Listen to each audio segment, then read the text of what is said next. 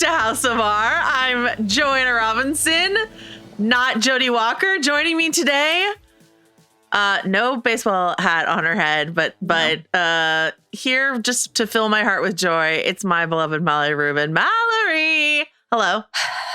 You know, Jodie wanted to be here. She was desperate for someone to talk to, but you were busy eating your ex-girlfriend's arm. Listen, you got to do what you got to do here in this world. Jodie did an incredible job filling in for me last week on House of R, as did Ben Lindbergh and Daniel Jin. But I'm back. Yeah. And it is me, it is Mallory, till the end of the world. We are here today to talk to you about Yellowjackets, Season 3, Episode 10, the finale. So that is we're here to wrap up Yellowjackets. We had a lot of people being like, excuse me. Yes, man. Where's the Yellowjackets finale? I was traveling, and then also there was a little show called The Last of Us that premiered, and we wanted to make sure to get our hot mushroom takes. A little like a little appetizer of mushroom takes before the full cannibal, fleshy, protein-packed meal that is the Yellowjackets finale. What's going on elsewhere in any of the feeds, you ask? So thrilled to tell you. So we have our Last of Us deep dive that we did. You can check that out, of course. The Midnight Boys Pew Pew did their Last of Us instant reactions. So you can check that out.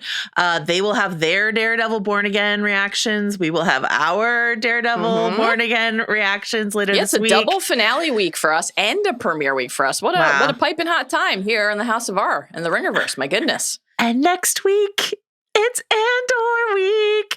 Can't believe it. Started my rewatch. Just what a fucking blast. So Popped good. in that physical media, those 4K discs. Looks stunning. Oh, I bet. Stunning. Yeah, it looks Oh, great. that's a great investment. I didn't do that. A clever girl. Okay. So Adam did it. I had literally nothing to do with it. Clever Adam. Okay. So all of that's happening. There's also the Midnight Boys, I believe, are hoping to cover Sinners, a film that I am extremely excited about. The long-awaited Midnight Munchies episode. Button Mash is covering The Last of Us from like a gaming POV. So there's a lot going on. Mallory Rubin. Yeah. Andor, Last of Us, Daredevil, Munchies, Sinners. How can folks keep track of all of that yummy scrummy content? That's scrummy. Thanks for asking. Here's what I would recommend. Yeah. Follow the pod. Okay. Follow House of R. Follow the Ringerverse. Follow any Ringer pod that you're interested in on Spotify or wherever you get your podcasts. Here's the thing. If you are on your 10th Yellowjackets episode of the season, you know this, but if you're like, oh my God, you guys are covering Last of Us, what's up with that? Video this time. Season 1, no video, but now you can listen to or watch every episode of House of R and Midnight Boys Pew Pew on Spotify or the Ringerverse YouTube channel. So follow along, subscribe while you're at it. Yeah. Follow the Ringerverse on the social media platform of your choosing. Sure. We've got breakouts from all of the pods. Who knows what other memes and goodies await. Jomi's doing a little Mission Impossible Monday series to get hyped for that film because summer blockbuster season is just around the corner. Wow. Mere weeks away. It's winter. It's winter for the Yellowjackets, but here comes summer for us. Okay. It's warming up Love here. it. And while you're at your computer, your phone is in your hand. Yeah. Send us an email. The inbox is always open, and it's always the same inbox. No matter what we're covering, no matter what season it is, no matter how much snow is on the ground, it's hobbitsanddragons@gmail.com. You've sent us some wonderful Yellowjackets emails. Thank you for that. Keep all of the Last of Us emails coming. Make sure you get Joanna your recipes, your mushroom recipes. She will feature at least one every week. I will. And if there are a lot of great ones to choose from, maybe more than one, send us your Andor emails. We are mere moments away from Thunderbolts. Start getting the Thunderbolts emails in. Send them all. Oh, we just got our screening notification for Thunderbolts. I'm so excited for Thunderbolts. Okay, so listen. You going to come back to LA? Maybe. For your most anticipated movie of the year? Maybe. Okay. Yeah, I'm not in LA anymore. To that end, a couple things. Number one, if you watch The Last of Us episode, you can see Mallory rocking an incredible jacket it's a wax trucker. Is that right? Do I have your? Yes, Am I have speaking Joel's your jacket. lingo? Yeah, Okay, wax great. trucker for a Wax few minutes trucker. before I got really overheated and had to take it off. Yeah. Also on the sort of like pod front, I just want to say for the Yellowjackets fans, for the fans of the 90s, the rewatchables this week is Bill Simmons and yours truly covering an absolutely icon of 90s cinema. Can't hardly wait. So Lauren Ambrose fans, if you're missing Van on Yellowjackets, you can go see her make her sort of like big debut splash into pop culture on Can't Hardly Wait, our coverage of that. Also, I wanted to ask you, Mallory, Rubin, on the sort of video pod front, because I'm back in the Bay Area. You are in your cozily ensconced in your home office, but what was it like being in the Void? Your first time in the Void? How did it feel? Thanks for asking. I'm still processing the experience. Did it alter your thoughts and feelings about me spending like 85% of my time in LA inside of the Void? So I will say, I actually kind of liked it in there. In terms, I like as you know, I like the way the Void. I don't like the way I look on any of our videos, but I like the way other people look in the Void on our videos. I think it's a cool visual effect. I liked sitting in there. As you know, I do not like when at the office in the studio having to put on those headphones. Yes. For an entire podcast. Yes.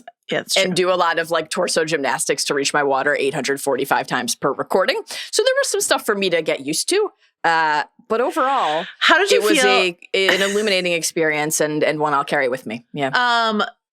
Hopefully everyone was like dying to tune in to hear studio chat, but like, how did it feel? Ben went to the office. I know, I saw that. It's just shocking stuff. It was amazing. I saw it. Okay. So we've been in like studios, like similar studios over there, but like there's something about the Void when they close the door and it's just like Arjuna did say, I'm locking you in, and then left. Yeah.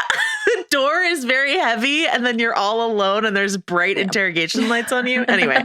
Okay. So glad Mari got in the pit and Mallory got in the Void, and that is what we are here to talk to you about. Did it remind you of season 2 when Misty and Shauna prepped for the interrogation? But where was my cookie? Where was my cookie cake is the question. It would make all the difference. Guys, it's something to keep in mind for the next time Joe's here.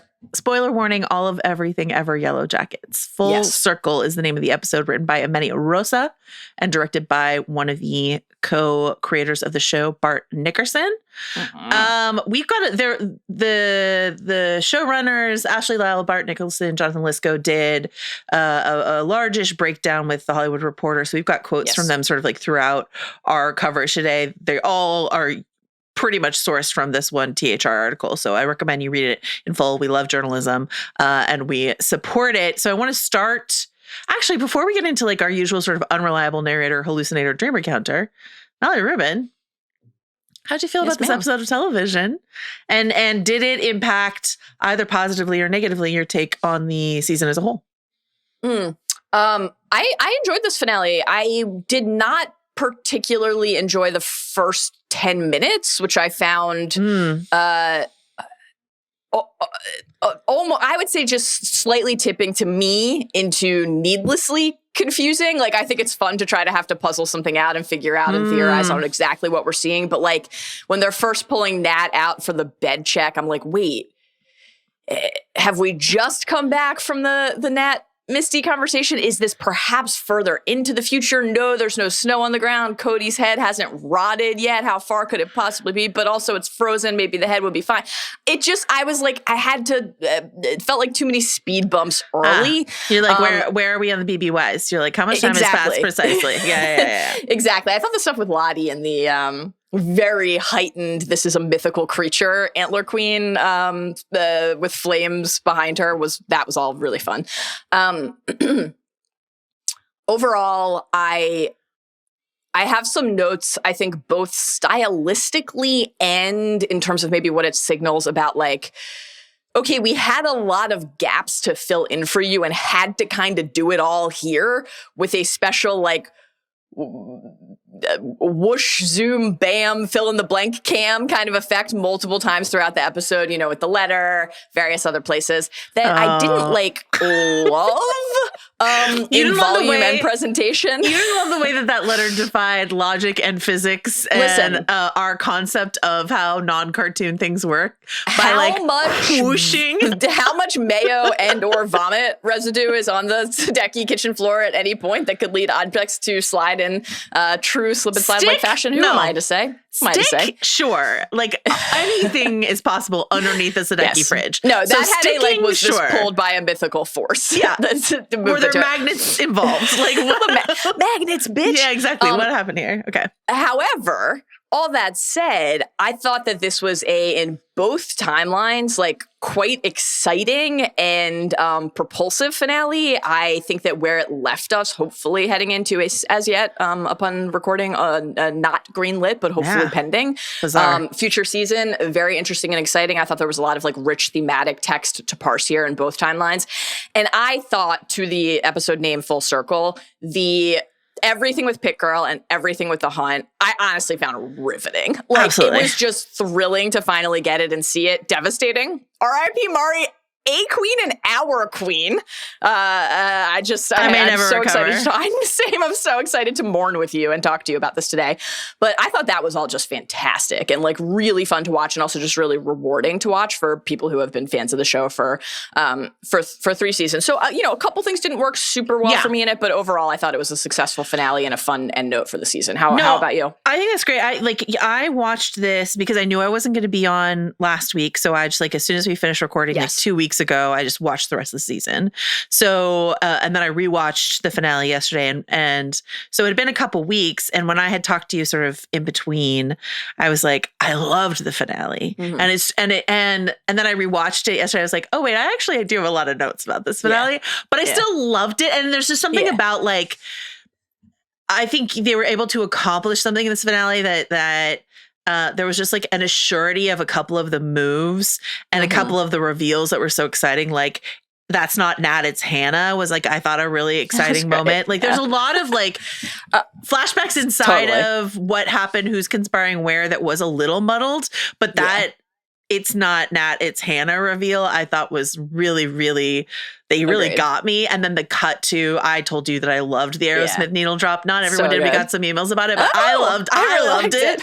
And so the Aerosmith needle drop, Nat on top, and just the visual of her up on that mountain, it was freaking Lord of the Rings territory and how beautiful it looked up there.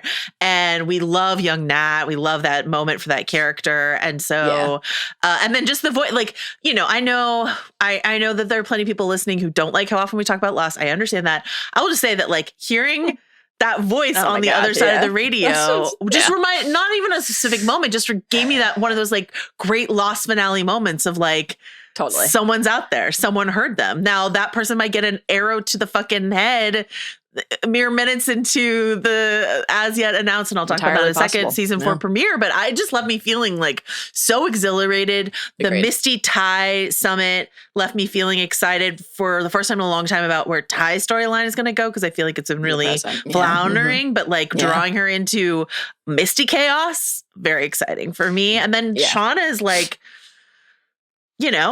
freaking full villain turn seemingly is that relieves some pressure for me around that character, because I was just I felt I was drowning in my attempt to empathize with her, and I can still empathize with her, but if I'm empathizing with a villain, that's a different mode than me trying to empathize with someone I find heroic. And so I can still find ways to empathize with her trauma, what drove her here. But if we're taking the pressure off of me having her in one mode and putting her into another, all of a sudden I got really excited about what Melanie Linsky can do with that character and all the rest. So I felt reinvigorated after a season of a lot of ups and downs. It's just really got me excited. So I really agree. And I think I would say seasons 2 and 3 were both uneven, but that upswing in the finale is a notable contrast to how we felt coming out of season 2, where we were oh boy. Yeah. Oh boy. We have some questions and concerns that we would like to work through in Steve Ahlman's Stockholm hotel room with everybody trying to cram into 3 square feet to record a podcast that we, for an episode we watched at 3 a.m. Memories. What a time that was. With no air conditioning. Air conditioning. That's right. How can I forget the no AC? I really agree on the Nat moment. I thought that was incredible. I got chills watching that. I also was really thinking of Lost for plot specific reasons, but I'm with you. That just feeling it evoked. And the other thing I love about it is the recontextualization then of something like seeing Misty's face, the mask removal, the glasses, the smirk. Like we're able to, and that's a hard thing to do, to return to a moment that has been so central and hyped and anticipated in the fandom. When will we understand what led to this? Yes. And to be able to hold it together, but then imbue it with all of this new context and clarity, character motivations, even just a glance like that, even the half of a wrinkle of somebody's lip can mean something completely different to us now because of everything unfolding around it. That's impressive. So everything there at the end was just like this like surge, and I really can't wait to see what they do. And I really hope they have a chance to finish this up. I'll say this. I do think it's a bit bizarre that they have not announced the renewal, but my understanding, and I know that people like take what I say and put it on the subreddit, just like, which is great, and I feel honored, but like take this with a grain of salt. But this is what I've heard. So I'm not reporting this. I'm not an outlet. I'm not the trades. I have heard this though. They're for sure getting a season 4. And that the question is, are they going to do 4 and 5, or are they just going to do 4? One more. And so I think what they're currently, the reason they haven't announced it is they're negotiating that deal. Are they going to do, we've been renewed for 4th and final season, or we've been renewed for 4 and 5, and that's how we're going to wrap it up. Right. So that happens all the time in Hollywood. That's that is the holdup. The show is, to be clear, more popular, I believe, than it's ever been, which is wild to me, because I think season 1 was like far and away their most creatively successful season. So the fact that it is like much more popular now in a season that has had a lot of ups and downs is like wild to me. But like, I would say if you're fretting at home whether or not they're going to get a 4th season, this is a hit. This is a hit for the network. So like, they're going to get a 4th season. Are they going to get a 5th season, I think, is the question. And then it has nothing to do with like what the network wants, but sort of creatively, are they going to do a 5th season? So that is what is going on. They can afford Aerosmith now, like they said in the THR piece. They wanted to, that was really funny. It's like, we wanted this in the pilot. We couldn't get it. Now we can afford it. Great sign. Great. I love that. I love that. So sigh, breathe calmly, breathe some relief. We are going to get more of this story, but how much more of the story, I think, is the question right now. On that front, on that THR piece, what we like to do this, like, one more thing I want to say. To your point about like, so Mari being Pit Girl, which is something that like, not just us, but like so many people have clocked for so long. Even the actress gave an interview and was just sort of like, I was pretty sure that I was the Pit Girl from like the beginning. Like we were all pretty sure it was me. But like, so for it to be Mari, 2 things. One, it underlines something that I love to say on pods, which is just sort of like around my feelings around spoiler culture. Now, like, I have really altered the way in which I engage with spoilers because of how I podcast with you and how like the Ringer audience likes to interact with spoiler culture. But like the thing that we always used to say on like Storm of Spoilers when I did that podcast was like, it's the execution, right? Mm-hmm. That matters. And so like you could know what's going to happen and it can either be executed well or executed poorly. So like we were really sure that Mari was going in that pit. Yes. But the way they executed, both in the incredible character rehab that they did for her this season, like historic. Like genuinely some of the best character rehabbing I've ever seen in my life, right? So like so the character rehab, so getting us like, no, not Mari, after saying get in the pit Mari over and over again. So all of that. But then also, it just matters how you do it. And like we were watching her run inevitably towards something we knew was coming. Yeah. And it was like, I was edge of my seat. It wasn't edge of my seat. Maybe they'll zag and she won't go in the pit. It was just edge of my seat. How is it going to happen? When's the moment? How many more seconds do I have with Mari? Like it was, what is everybody else thinking and feeling about it? What does it mean to them to be a part of this? Yeah. I thought it was really well done. Okay. So a thing we like to do at the top, or I like to do anyway, is this unreliable narrator / hallucinator / dreamer counter. And we can talk about, like certainly Lottie, like, there are plenty of people inside of this episode where we could talk about that. But something that Bart Nickerson said in the THR piece, and has said versions of this before, right? But I was just reminded of it, and it was just like a real, like, what are we doing here moment, is Bart says, quote, "We're not seeing anything that is necessarily entirely objective, even in the present day storyline." And that is sometimes hard for me to wrap my arms around, because like when I'm trying to parse a show, it's less to do with like theorizing and mystery and stuff like that, and more to do with like, I want to be sure I can track the emotional reality of characters. And if at any point the show is like, actually that didn't happen, that's a little tough for me to think about. Do you have any thoughts or feelings when you read something like that? Yeah, it gives me pause and some trepidation in my gut as well. I think that Yellowjackets is the kind of show in which an idea like that and an approach like that can simultaneously work much better and actually be like important in a way that it maybe wouldn't in certain other shows, and also is riskier. Because when everything is about, I mean, we're going to talk about this a lot as we go through all of the beats of the finale, where the idea of memory and remembering and what are you repressing and why, and then what has activated inside of you anew and why, is so central to the text and to the character journeys. Because of that, the idea that there is a very much like in the eye of the beholder interpretation of events, recollection of events, feels like not only true and reasonable based on what the characters have been through, but also like it would be in keeping with how we are assessing their journeys already. All of that said, it can tip so easily into just we are kind of in the pit, and we are navigating in every scene we consume and interpret impaling spears, where like we sort of never know if we can trust the ground that we're navigating.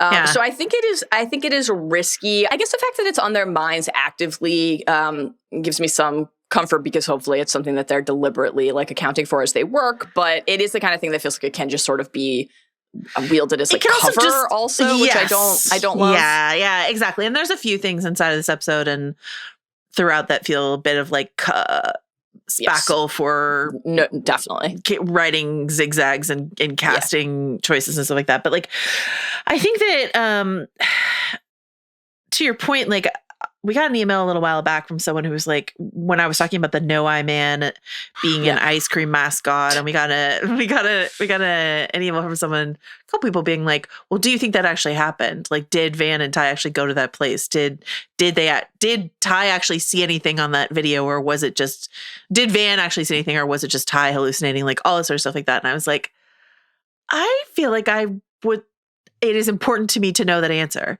It is important to me to know whether or not Van saw the same thing that Ty saw. If Ty sees a No-Eye Man ice cream mascot and Van looking at the same thing sees, like, I don't know, an unscary clown, whatever it actually was, I, the audience, would like to know that. Totally. That feels important for me to know, because it determines how Van is thinking about Ty at any given moment. So agreed. It can be sticky. Okay.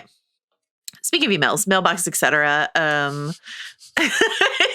is on my mind because it's in The Last of Us season 2. They have a mailbox, etc. in Jackson. So I've just been thinking about it. Do you know I used to work at a mailbox, etc.? It's true. Okay. Oh my. No free ads for a company that doesn't exist anymore. Just like I think like a winter break from college. I spent like a couple of weeks working at a mailbox, etc. I had a great time. Learned a lot about laminating and notarizing things. Yeah, notarizing things. Very useful. I obviously couldn't notarize because I was not a notary, but we had a notary, and I learned a lot of things. A lot of things about what people come in to get notarized. Okay. Tatum wrote in to let us know that the track names for season 3, the season 3 score, are great. Highlights being, quote, Goop Sorceress, quote, Pushed by a Cult Nutso, and, quote, The Birds and the Bees of Frog Orgies. Love it. Thank you for highlighting that, Tatum. I'm always bad at paying attention to the score track names, but I love a pun score track name. I love like when, Ramin Djawadi, not very pun based, but some really notable names. Michael Giacchino, of course, king of the TV score puns sort of thing. So thank you for that. Goop Sorceress, just iconic. Really good. Okay. Lauren wrote in to ask about the significance of 25 years later, which I'm certain is something that we've talked about before. Yeah. Mm-hmm. But in terms of like memory and 25 years later, Lauren was like, Lauren was asking if there's sort of like a supernatural, like in 25 years, the wilderness will allow you to remember the things that you suppressed or something like that. And it's possible. She also notes that we've been seeing, the number 25, that the flight number was 2525. It's Shauna's journal safe combination. It was on the vial that young Van injects. Notes for the Sadekis as usual. Yeah, of course.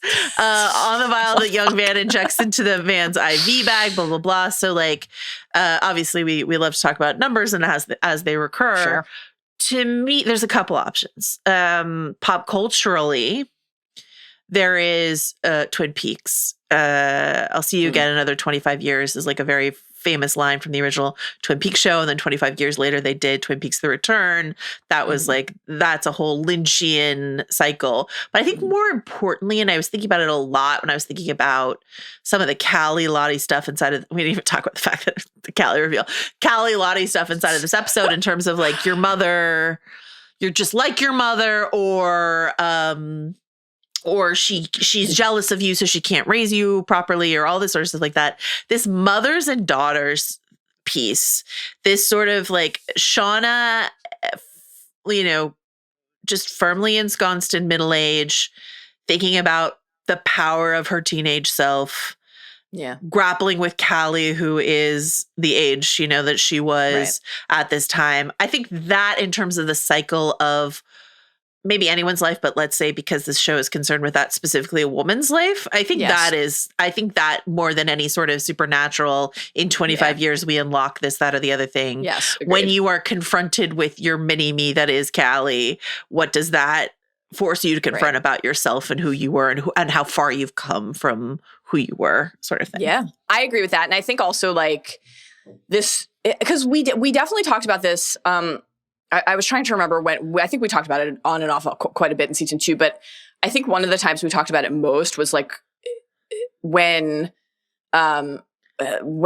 everybody started, Nat, Lottie, everybody started to talk about this, like what they brought back with them and how, like so many other things in the show, there could be multiple interpretations. It's this thing you carry inside with you that is awakened, or is it literally, so is there some sort of like supernatural explanation, the kind of eternal question of Yellowjackets?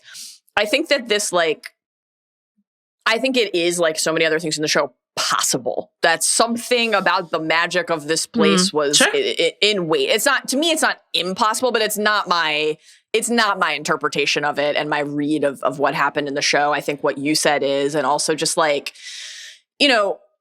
time more broadly sparking this instead of magic, society sparking it. Again, this idea of kind of shared memory and awakenings, like what triggers sparked this thing. I mean, they all received postcards with the symbol because Jeff sent them, to get that symbol like mailed to your door and have that awaken something inside of you. Or Ty sending Jessica Roberts to grill them, just putting them on their guard. Oh, wait, what would somebody be trying to like unearth? Wait. Of course, it would be what we did out there. What do you mean, Mallory?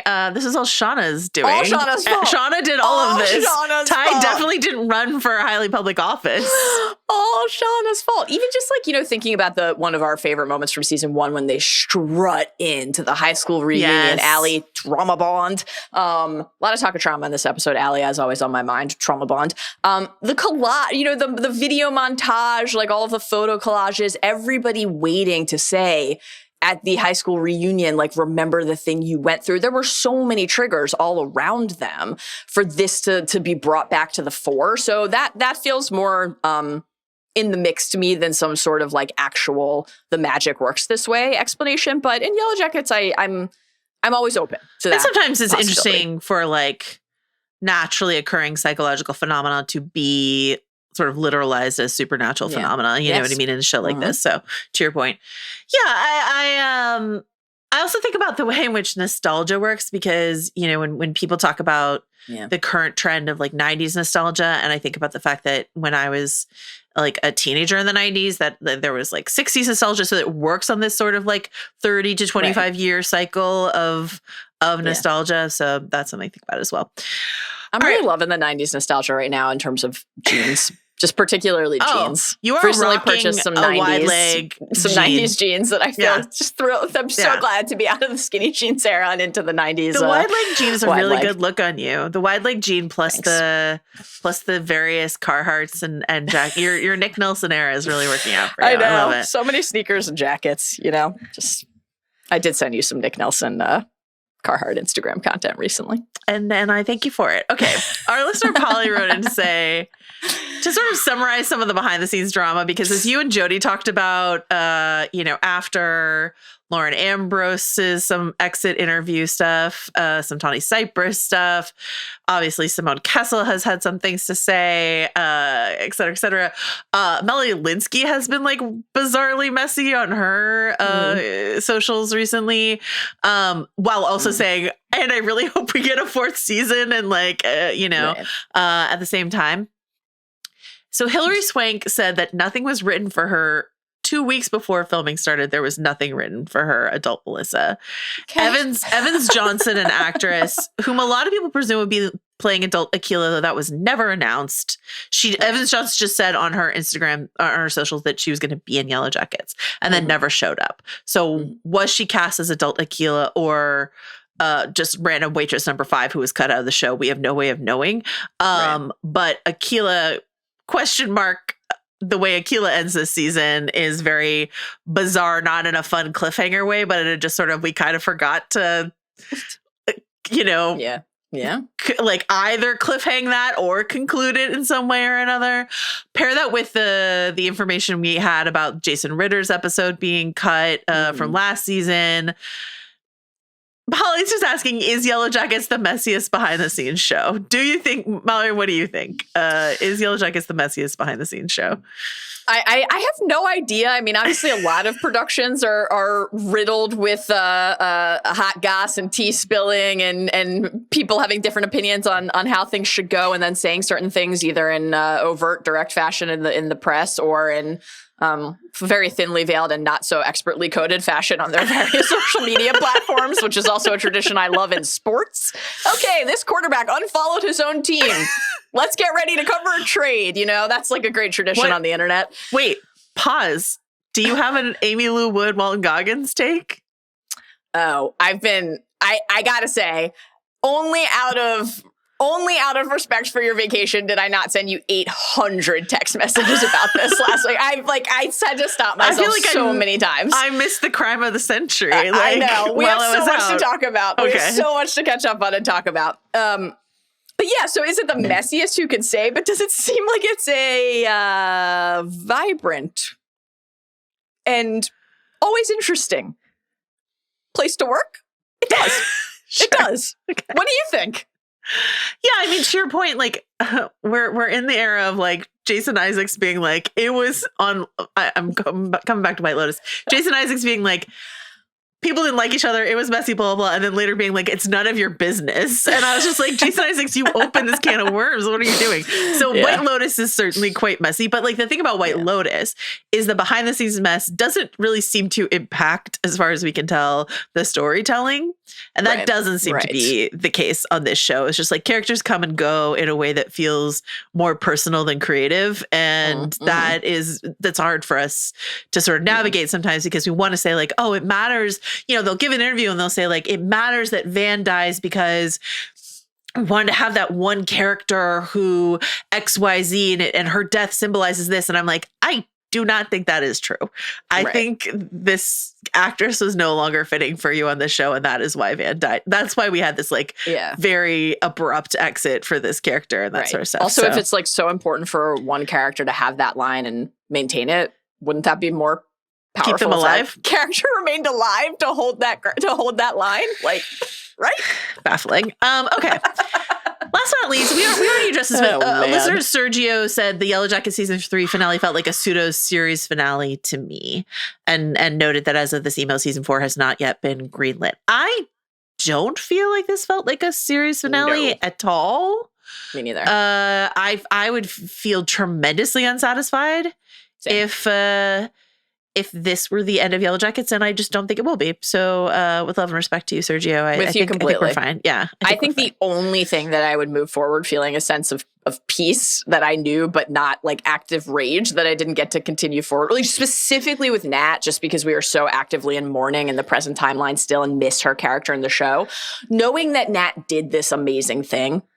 Yeah. And knowing like what that means also for Nat and Misty's history together, I feel like we have moved forward in a really meaningful way with that part of the story. I think literally everything else I would be like, until I left this mortal coil and sat in the middle row of a very large airplane with a younger version of myself, and then you said a pretty clunky thing about it. I would wonder how actually did the rescue unfold? Did people continue to try to stop it? How many more people died and were eaten? What was it like? The thing that I'm really like, I really want to know what it is like for these people when they get back.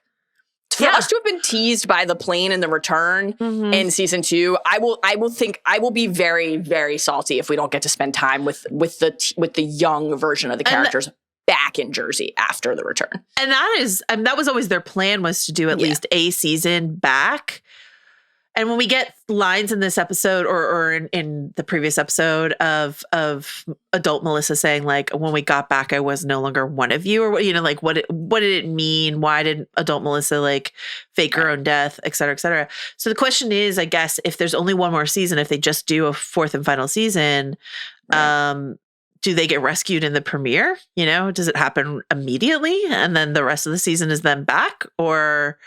we've got a lot of other bodies there that don't make it back. Are they going to be left behind? Pit. I had a moment where I was like, they're filling in the pit. Guess we're leaving soon. And then I was like, wait, you wouldn't use that. People would just not run that way. They know about that pit. You got to come up with other ways to murder each other. In theory, Mari knew where the pit was too. And lo and behold, tough look. Listen, Mari. At the end of the day, Mari kind of doing a couple stupid things at the end while also having worked her way fully into our hearts. That's what felt right. All of that being there in the brew. The brew. All right, let's go to our deep dive.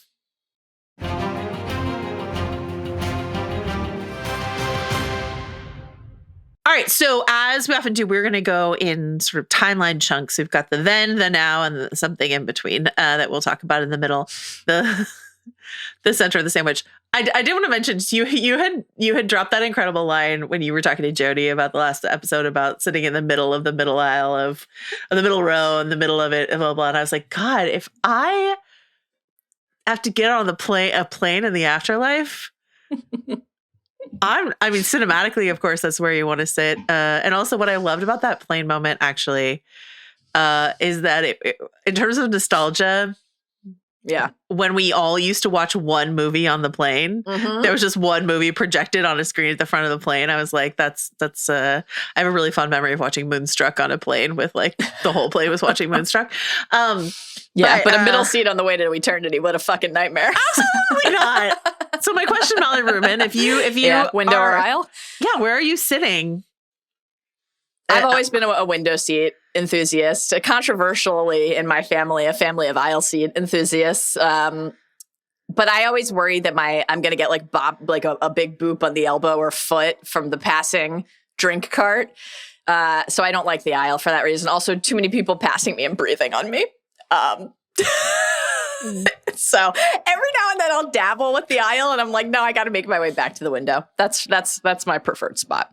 How about you? So flying to New York and back. So on the way out, I picked I do often pick a window seat, though those are better for shorter flights because I think I've mentioned this before. Yes. I physically just conk out on planes. Yes. Yeah. So it is nice for me to just be like tucked into a window seat and then just sort of like pass out and then nobody like has to talk to me or bother me or anything like that. I'm just like not there. So that's fine.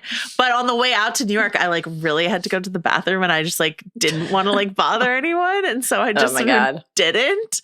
That's a long flight, dude. Not the whole time, but just like I would say like the last like 45 minutes or whatever, I was just like, it's fine. You could just like maintain it, whatever. So on the way back, I was like, oh, I think I'll do Isle on the way back. You know, and so I did Isle, and this like absolutely like stunningly beautiful, wonderful woman sitting next to me kept bothering you to go use the bathroom. Like 9 times to go to the bathroom, and I was just sort of like, okay, nine times is a lot. That feels like either cocaine or diarrhea. Two great options on a flight, but here's me like half passed out for most of the flight, and she was sorry, I'm almost done talking about this, but she was wearing like great.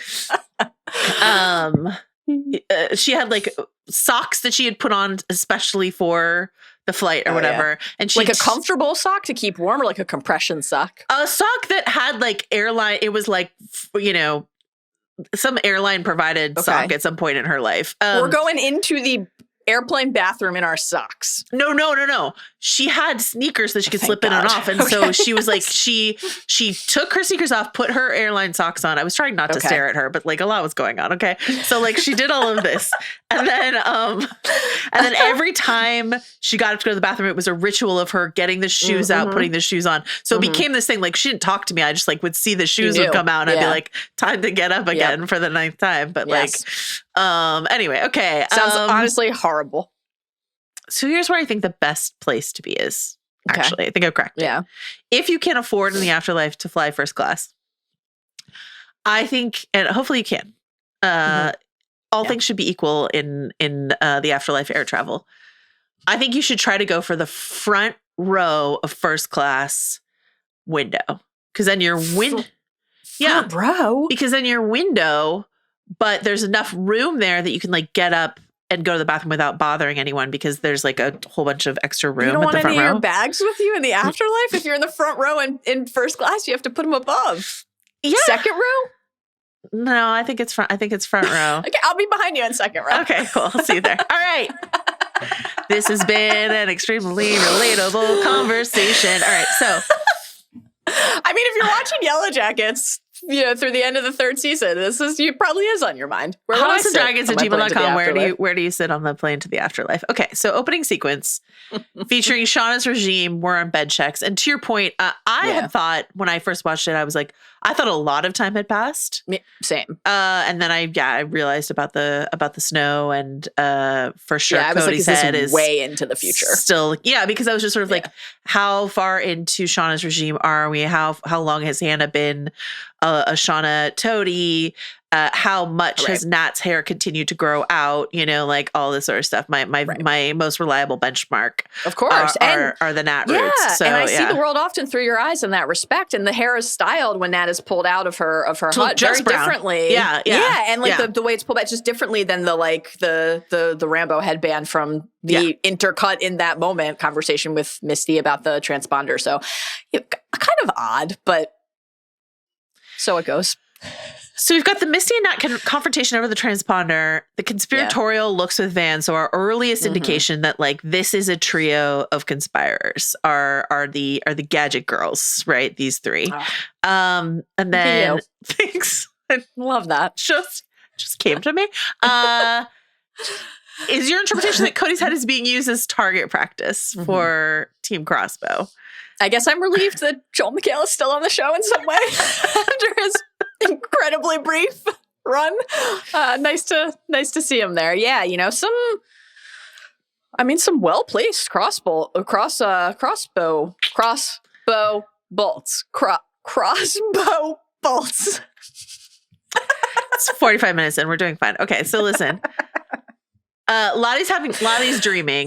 All of this is scored to an original song that was composed for the show. Lovely. We'll talk about in the needle drop section. Very jam. Ethereal, scary stuff. Lottie's having this dream of the Antler Queen, and I loved this because not only are there's this like cool backlit imagery of the Antler Queen, but this indication that like, and we've talked about this before, this indication that like Lottie sees herself as a like puppet master of whoever the Antler Queen is. It doesn't matter. It's not like it doesn't matter because Nat's regime is very different from Shauna's regime, right? So it definitely matters in terms of quality of life in camp, etc. But in terms of like, who is the power behind, because there's like, Lottie goes out and like does, you know, I don't know how much the camera is catching me and if it catches these movements, but like doing yearning tendril hands, jazz hands, right? And so is the Antler Queen. So it's this indication that like where Lottie moves, the Antler Queen moves. And there are moments inside of this episode, like when Lottie's like, we got to have a hunt. Right. And Shauna like initially looks like, I don't really want to do that. And then she's like, yeah, okay, we'll do a hunt. You know what I mean? It's just sort of like Shauna's being driven by Lottie in a way that is surprising given how aggressively controlling Shauna is elsewhere, you know? Yeah, and I really liked this Lottie Antler Queen kind of heightened visual stretch of the opening. I think that this like idea of you know, the way that the branches are growing out of the fingers and like different parts of the body, like to, you know, to think later, to think about what later, like we hear Lottie and Callie talk about with like the way it looked like looking down into the earth when you looked into Shauna's eyes, like this idea of something tangible in Lottie's mind, like almost more taking the form of like spirit god than just concept, something older than, you know, memory and like, and this place. I think the way that manifested was really cool and interesting. And I think the mirroring that you're identifying and the puppeteering is spot on. And then to think about what that means, that like Lottie's role is prophet. Lottie's role is evangelizer. Like Lottie's role is spreading the gospel and trying to compel people. Like we talked about a few weeks ago, okay, when Shauna is almost trying to like force into and then out of her mouth these words of belief that she does not actually abide by and adhere to see the way that Shauna, I think, rightly clocks that the idea of, even though we'll hear her say in the present timeline in the episode, like, you know, I was a fucking queen and she's now seeking that again. I think in young Shauna's eyes there in that moment, what she recognizes in Lottie and the circumstances around them and what we recognize in her is like the crown is not as powerful as the idea.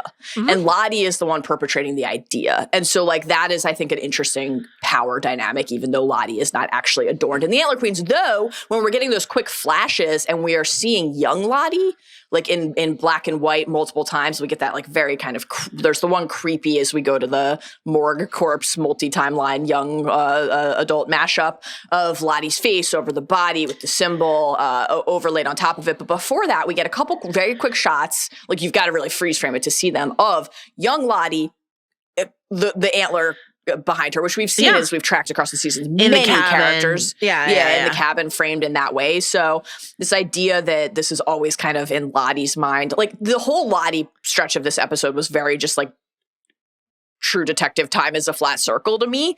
What has happened when that inspires some sort of decision or behavior, and to not only connect adult Lottie and teen Lottie from the wilderness, but younger Lottie, child Lottie, which has happened before, obviously, with us learning about with the car accident. The prophecies and the visions felt appropriate. I thought it was really interesting when you and Jody were talking about your reaction to Travis's gambit with the pit last week, his manipulation of Lottie's belief. And Akila similarly, we're about to talk about Akila, but Akila sort of using her vision and what Lottie knows of her vision to enact this con job here inside of this episode. So this like extremely cynical abuse of belief, but how this idea of belief, fear pushes a lot of these people into their belief of of the wilderness, and how that can just be used to control them, and how Lottie, for all of her genuine belief, never shies away from using this as a method of control and a method of power. Right. The idea of this show, the bare bones of the show, is taking character archetypes or personality types, Enneagram numbers, if you prefer to be in a White Lotus space still, and always, and examining what gives you power. How do you cling to power? For high school girls especially, there is this like anxiety around, do I have any power inside the situation? How can I cozy up to power? How can I shelter underneath power? How can I grab some of it for myself? Does it come from my physical beauty? Does it come from the way in which I am like attractive to men? Does it come from my intelligence? Does it come from my ability to intimidate other women? Like what is it? A lot of times access to that power comes in like insidious channels. And so inside of this space, it's like even more ancient ideas of like religion and spirituality and belief as a method of control, violence as a method of control, physical dominance as a method of control. All of that is really interesting to me. Yeah. Akila, what is the wilderness version of an Academy Award? Because my God, this performance. So we already mentioned the Gadget Girl Alliance, which is Van and Misty and Nat, right? And then we have, so I'm going to break down where I think the alliances are, and you tell me if you agree or disagree. So that's one. That's Team Van, Misty, and Nat is, we're working in secret on the gadgetry, and that is, we're taking any opportunity we can to get that done. Yes. Then we've got what I'm calling, even though they're not all on the JV Team Uprising, Team JV Team Uprising, and it is Jen and Melissa and Mari and Akila as we get from via flashback. Yes. Wanting to, trigger a hunt in order to take out Shauna, possibly also Lottie. Yeah. Because Melissa's job is to take out Shauna during the hunt. And it seems like Akila is going for Lottie. Yeah. So this is Team, what they call Team Crazy, right? Yeah. Shauna and Lottie, Team Crazy. Team Stay, Team Remain. Well, my question then is what Jen, the gambit Jen runs with Ty, because Ty is also Team Stay, where she's like, Van sprained an ankle, come. And then Jen has that, I thought, very touching moment where she's like, Mari's my friend, I'm just trying to help her. Yeah. Is that, I think that is true. Mari's her friend and she's trying to help her. Was her task to take out Ty? I thought her task was taking out Shauna. I thought her task was taking out Lottie. I thought her task was to isolate Shauna. Yeah. And I think what complicates all of these alliances is the core, always complicated alliance of Ty and Van, which is its own thing. And you and Jody talked about this plenty. Its own thing inside of, even when they're on opposite sides of, there is the Ty Van alliance. Yes. And then the other sort of question mark is Travis. Travis seems to be on Team JV Uprising based on his weird Mushroom Man performance as the hunt kicks off. It seems like he's really trying to like buy Mari time as he like delays them. But or that could just be him, going independent, or him, sinking deeper back into the mushroom tea because he failed to kill Lottie last week or something like that. So the Travis one is, I think, the most fun to debate and feels the most open to interpretation. Obviously, he tried to tried in frankly shocking fashion to kill Lottie, even though he failed. He did really go for it. And he and Akila have been forging a closeness and an honesty across the season. So the idea that he would be continuing to try to eliminate Team Stay and working with Akila actively to do it makes total sense to me. What he said to Shauna was, I thought, one of the more enticing. Is there actually something going on here? Yeah. Moments. Well, similarly, we've talked so often about these like shared dreams and visions. And that was like basically what he was describing. Yeah. On the one hand, yes. But on the other hand, just fucking with Shauna, could he not have made up any of that stuff? He's like, what do teen girls think? Sleepovers, jealousy. Let me mention my brother and the person who haunts your every step. Like, it could be any of it. Yeah. So that was, I thought, really, really fun. Also, of course, on Team JV, like, dear sweet Mari, like, sealing her own fate without meaning to is just so perfect for that character. Very tough. Mari pushing for the hunt. She's like, I know what we should do. Some great like shifty eyes. Oh yeah, we're in cahoots. I know what I should say now, and then boom. So Misty and Van seem wholly not involved in the Team JV plan because they're shocked when they hear Akila screaming, right? Nana has some questions. I don't think she's in on it. I think when she's just sort of like, well, I'll just leave then. Yeah. That was just her like, so I could go work on the transponder more. I think so. Yeah. I won't be a party to this. Yeah. And then Shauna's just like, but you gotta be. Thank you so much, by the way, for you and Jody spending so much time on one of the most aggravating things to have happened on any show ever, which is Shauna just getting the gun. And then them all just like rolling over. I couldn't believe it. I mean, the fact that you didn't get to go off on that and or talk about Walter arriving via helicopter, genuinely tragic stuff. Genuinely tragic stuff. The other thing, last week's episode of Daredevil, that felt rude and personal, honestly. I know, as I said, the fact that I was out of town for the Frank episode and you were out of town for the Dex episode is the universe conspiring against us in a way that I frankly don't appreciate. But as always, we do appreciate all of our pals who stepped in for both of us in those times. Hugely. In terms of a through line, memory, remembering, we're going to keep talking about. We've talked about it already. This was kind of another one, though. Like self-fulfilling prophecies, right? Aquila sees a vision and then like brings it about. Lottie sees her vision back during her season 1 Laura Lee baptism and works. The tape for Lottie is like a piece of cheese in a maze to lure Callie to her, right? Like these characters are actively seeking to cultivate something that they have seen before. And that is just like, that is fascinating. I like that the show is playing with that idea. Yeah. So then it's like, it perpetuates the mythology. It's just sort of like, okay. Right. So Aquila manipulating this, taking this dream she had and making it reality in order to trigger the hunt, in order to try to take out Shauna. There simply has to... A true animal lover would never do this. Wow. Aquila has fallen so quickly. You don't know what you would do in the wilderness, Mallory. I would never poison the animals. Take out no a fascist dictator? I would find another way. Wow.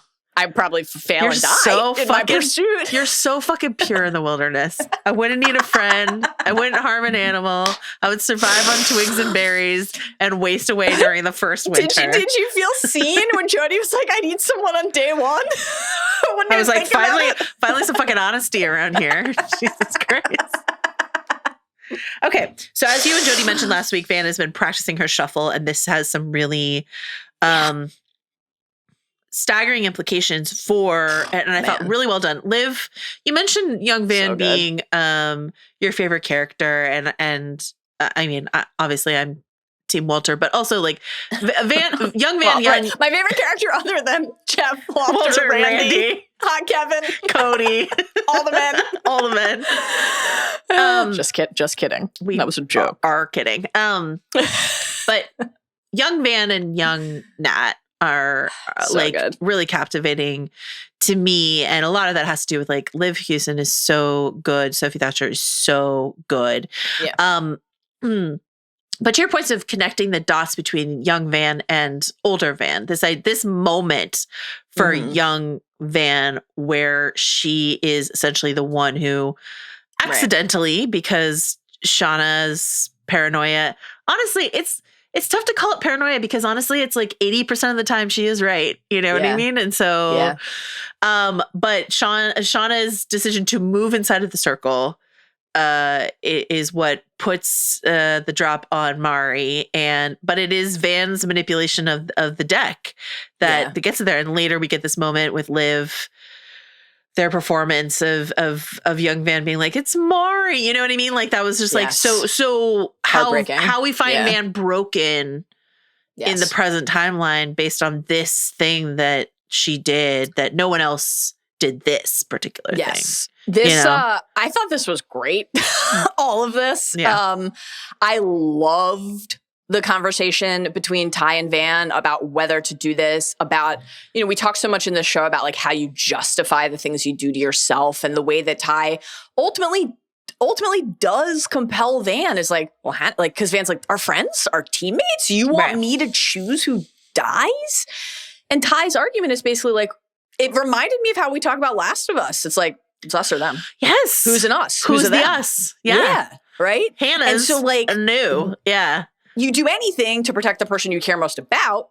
In theory, that's a good thing. In theory, that's a coming from a pure place. I love you. I want you to be okay. And literally no matter what. But then what does that mean for the world that you're building and the world that you live in? And then the way you need to navigate it. I thought this was like really great. And then obviously like Shauna, I'm with you. I started writing like paranoia on my notes and then I switched it to like heightened suspicion because like her instincts are very good. Yeah. Yeah. And I thought that the way she clocked right away that something was up with the cutting, the final cut of the card right before like, okay, yeah, we can do this. This was many things about the hunt and Pit Girl finally, all of it just finally being cemented. Fantastic.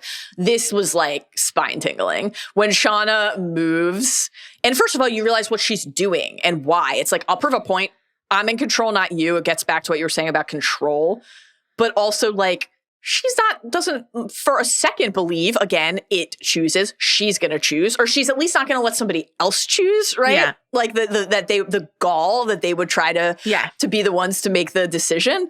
And also because it's a threat. What does it mean? Who's up to what? How are they trying to harm me? What don't I know?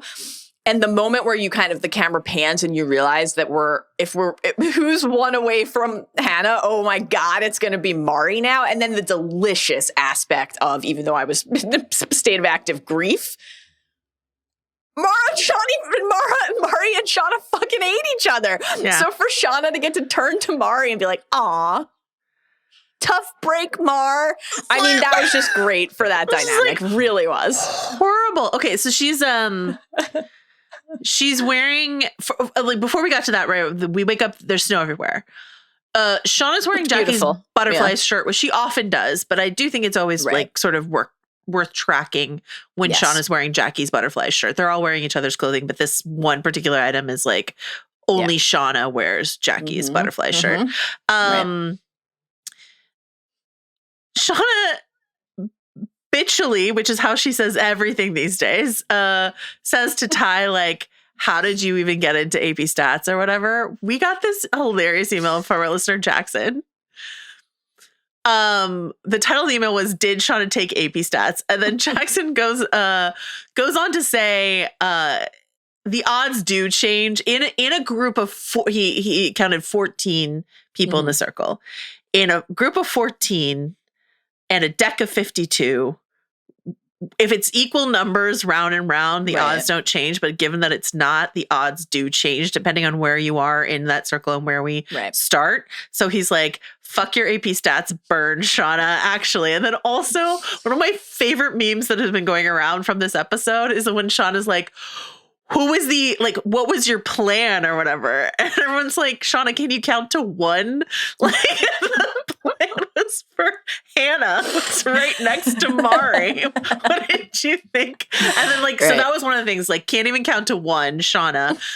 And then later when like various people are missing, like Nat's missing and Travis is missing, it's like, it makes sense. Shauna can't count to one. So she can't count how many people are missing from the final feast, etc. So yeah. Great stuff. Mari draws the queen. Pain. As you mentioned, Shauna, real tough, person about it. Travis, gracious always, yeah. Travis does this mushroom man moment. The girls put their sort of, I'm calling it regalia on, and then Shauna has this demonic baseball cap mask, which is so sick. And even sicker when terrifying. I read this on the subreddit. Someone was like, that's Javi's baseball hat. And I was like, well, I need to go find out for myself. So I went back and like looked. It's just a their high school baseball cap. Right. We do see their coach, like as in died in the tree coach, has that hat on. So it might be that Javi's wearing his dad's hat, or it might be that they all have that hat because it might just be like one piece of uniform that they all have or whatever. But it's not one that we've seen a lot, and we have seen his dad wear it. We've seen Javi wear it, and now we see that Shauna has turned it, or someone has turned it into a mask with it looks very like Jack Skellington with the sort of jack-o'-lantern eyes, and then the script on the front of the ball cap when she pulls it down becomes this sort of like grin, and then the horns. Horrifying. Some of my favorite arts and there's a lot of great arts and crafts going on in the wilderness, but this is like top tier for me is the baseball really hat good. mask. Yeah. Really disturbing. It's obviously like upsetting to see them cloak themselves in animal furs and perform a cannibalistic ritual where they hunt a friend and teammate. All of that's tough. However, this was like the hat did that thing that we love to talk about in Yellowjackets, where like you take something that was like a symbol of the old world, the before times, the team, like unity, team spirit, being proud of this thing that we did together, and also just being literally a unit, and cutting creepy eye holes and then running around trying to kill each other using that. It's a choice. And it's a disturbing one. It's a real move. I want to know what the day was like when they killed that skunk that they used for the skunk headdress one. Like, that's a really good one. Was that a delicious meal? Like the skunk? How did it taste? I don't know. Pleased to say that I have no idea what skunk tastes like. Okay, you're so pure. You're so pure. So pure. Okay. So Mari's on the run for her life, and it's devastating. She's wearing this brightly colored, Hannah's brightly colored jacket, which we mentioned before. Takes it off. Very smart, right? Take off the brightly colored jacket. But then she takes everything off. And like, we know that she had to, because in the opening, Pit Girl's running around in a nightie. So we know we have to get down to the nightie at some point in order for this to match what we saw in season 1, episode 1. But like, when she takes the jacket off, sure. Maybe even the pants. Mm-hmm. But the shoes, Mari? Like, to your point, Mari makes some poor choices here at the end of her life. But I was like, you keep those fucking shoes in the snow no matter what. And then like, seriously, then she cuts her foot, and it's like curtains for Mari when she cuts her foot. But like, oh my God. Like, the split foot, just devastating moment. I was glad they had the cover of just like, she's in such a hurry. She kind of can't, she's trying to get the pant leg off. It seemed like maybe has over to take the shoes and then with the pant. Has to and panics. But is Mari our favorite character in the show after season 3? She is. Was it also satisfying to have a reason for somebody at her eulogy to say Mario's so dumb she chipped a tooth on a vibrator? Also yes. Let's honor our entire time with Mari here at the end. Like Ty says later, she's going to be her entire self. And sometimes her entire self takes her shoes off in the snow when she's running for her life. Yeah. All right. So we already mentioned some of like Shauna's instincts, which we can no longer call paranoia because she's right about certain things. Something's weird. Stay close, she says to Ty. Mm-hmm. She knows that Jen's lying when Jen shows up and says that Van's hurt. And we get this the conversation between Nat and Hannah. I love this is just like the best version of like something's afoot, but we don't see it. We see this confrontation. Mm-hmm. We see Hannah defend her actions with Cody. I wasn't sure I believed her. Yeah. You know, I wasn't at all sure that like she was telling the truth. It just felt like something she could have been saying in that moment. When Hannah shows up as Shauna's lieutenant, during like the bed check sequence and stuff like that, I was like, oh my God, are we going to spend a long time watching Hannah like fall into this, that, or the other thing? And so it was like a sort of a surprisingly quick, like JK, I was just doing what I could to survive. Sorry, moment. But I love so much about this, the fact that like we had inside of this season, Shauna teaching Nat how to dress a human. And so then we got this payoff of the season 1, episode 1. The person in the pink plastic raincoat is the one who is doing the butchering. And we think that's Nat, but actually it's fucking Hannah. Tough beat for Hannah's first undercover mission is like she has to butcher Mari. Guess she's done a lot of animal dissecting over the years. Her work as a scientist. I would not be able to. I personally would not have been able to stab Cody through the eye that quickly, but certainly wouldn't have been able to do this just so quickly. Out but in the wilderness, really polishing your halo better than everyone else around you. No, I don't have to polish my halo. I'm dead on day 1, so I don't have to worry about any of this. You guys are just like chowing down on Mal meat, and I'm like, I don't have to make any of these choices. I'm dead. But my integrity remained intact. I don't think I could eat you, honestly. Like, I would want to nourish you. Thank you for saying that, but I would want to nourish you if it came down to it. Okay. You all heard it first. This is a legally binding contract now. Mal said that she wants me to eat her. Okay.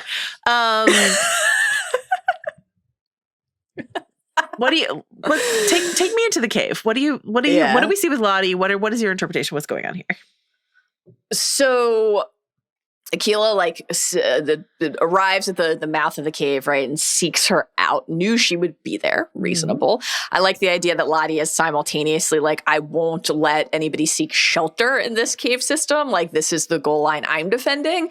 And also, I'm here to pray, right? Because she is whispering to the wilderness, like, I can hear it. I'm not afraid. Whatever you need, I will give you freely with every breath till my breath finally stops. This like recurring refrain for Lottie. And then for Aquila to say, like, you made me believe that I could see things and none of that was real. And Travis told me the truth. And then Lottie saying, no, but you did see things. Like, it can be real. I thought the parallel between this Aquila Lottie confrontation and the Travis Lottie confrontation around the pit from last episode was really palpable. Like, Lottie was not part of the Team JV. We've hatched a plan to forge to spark a hunt so that we can eliminate the people who are standing in our way. But Lottie's happy that the hunt is happening. She means it when she says we haven't offered ourselves. That's not a pure sacrifice. It's like, this is the nature of sacrifice. And like what felt true to me with the pit sequence last episode and what felt really true here is that Lottie is trusting that the wilderness will either protect her in the face of this imminent threat or choose her, and she'd be fine with that too, just like at the Sunshine Honey sequence at the end of season 2 in the present day. She's like, I'll take the poison alcohol. Like, the part of Lottie is courting that. She would be honored to be the chosen one. Super ready to die, Lottie Matthews. Chosen either way, right? Chosen as the sacrifice or chosen as the one who has been shielded and allowed to go on preaching. Lottie says, Aquila grabs the rock, goes after Lottie. Lottie is pleading, imploring the wilderness for a connection, which we've seen her do before. She says, just like actively huffing those vapors. It says, this place is in us now. Even if we go home, it will come with us, which is sort of, we've heard this idea before from Shauna a bit, like we can never go home again, all of that sort of stuff. But I brought it back with us. Yeah, but I like this idea of it as like an infection almost. Mm-hmm. It's got its little tendrils, its little Interview with a Vampire spindly roots inside of them, you know, all that sort of stuff. And then we never see Aquila again. And in a way, so what do you think? Knocked out by the gas, or Lottie killed her, or they haven't decided, so we don't know? They haven't decided, so we don't know, is what it feels like, and that's what's satisfying to me. But like, if it's like, there's a way in which you can shoot that where I come out of it going, oh my God, we don't know what happened to Aquila. Right. I can't wait for season 4 to find out if Lottie killed her in the cave or if she passed out, if they're going to get rest. You know, I had this down for Batshit Theory Corner, but like we had talked about this before, this idea like Aquila passed out in the cave and everyone gets rescued because she had that vision of just like her in the camp.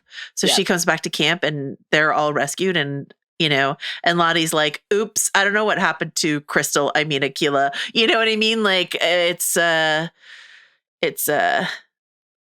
that's me making a commentary on the show and its treatment of its Black characters sometimes, not my confusing 2 Black characters on the show. And I will say that, like, I am once again let down, I think, by the show's inability, especially to pay off the Ty Aquila connection. We do get this moment. It's Ty who rushes to Aquila. Yeah. And like we get a shot of them like holding hands as Aquila is like mourning the animals. But like, I don't know. I feel like I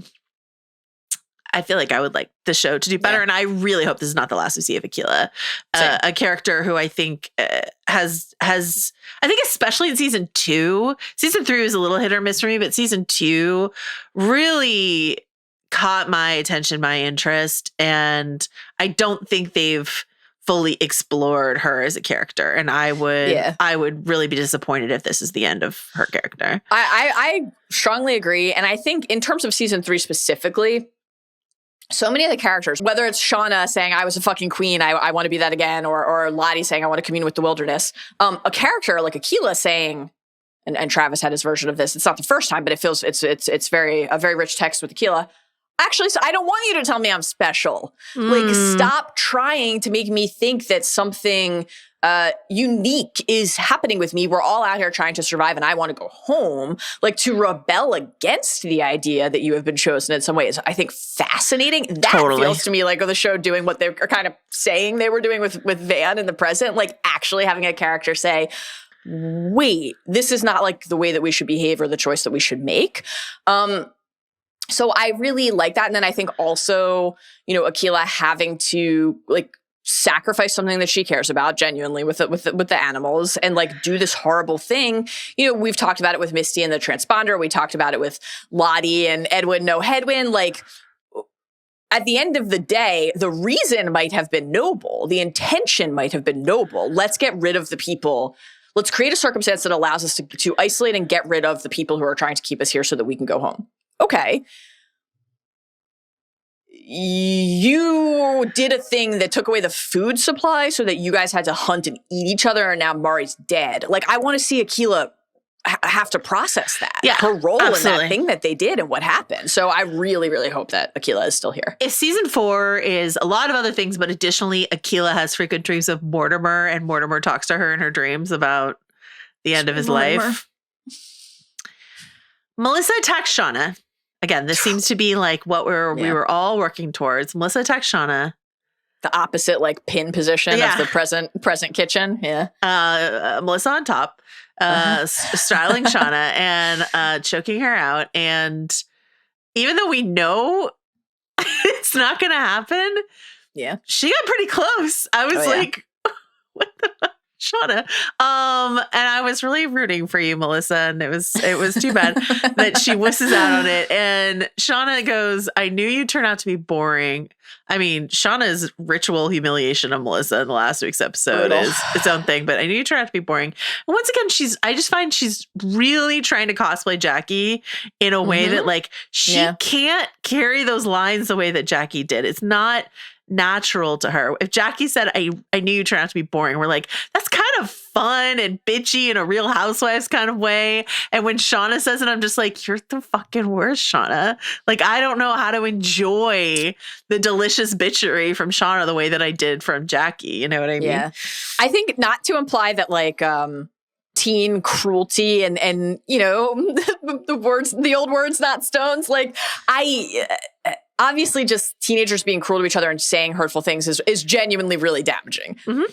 However, I think, like, Jackie's mean girl viciousness, like, at the end of the day, it always felt like posturing and like a lack of care, which is harmful, but almost more like a persona that she was inhabiting. Whereas, like, I think the other thing is with Shauna, when she says something like this, there's such a deep-rooted menace behind it that we're like, okay, the last bullet that you fired clipped the edge of a sleeve so that Mel pissed herself in front of everyone, and that was painful for everyone to watch. But, like, I would absolutely have believed it if she had just fired the gun right into her heart. Like, that is inside of Shauna, too, in a way that I don't think it was with Jackie. So that's also, I think, how we receive it from them is interesting. Great point.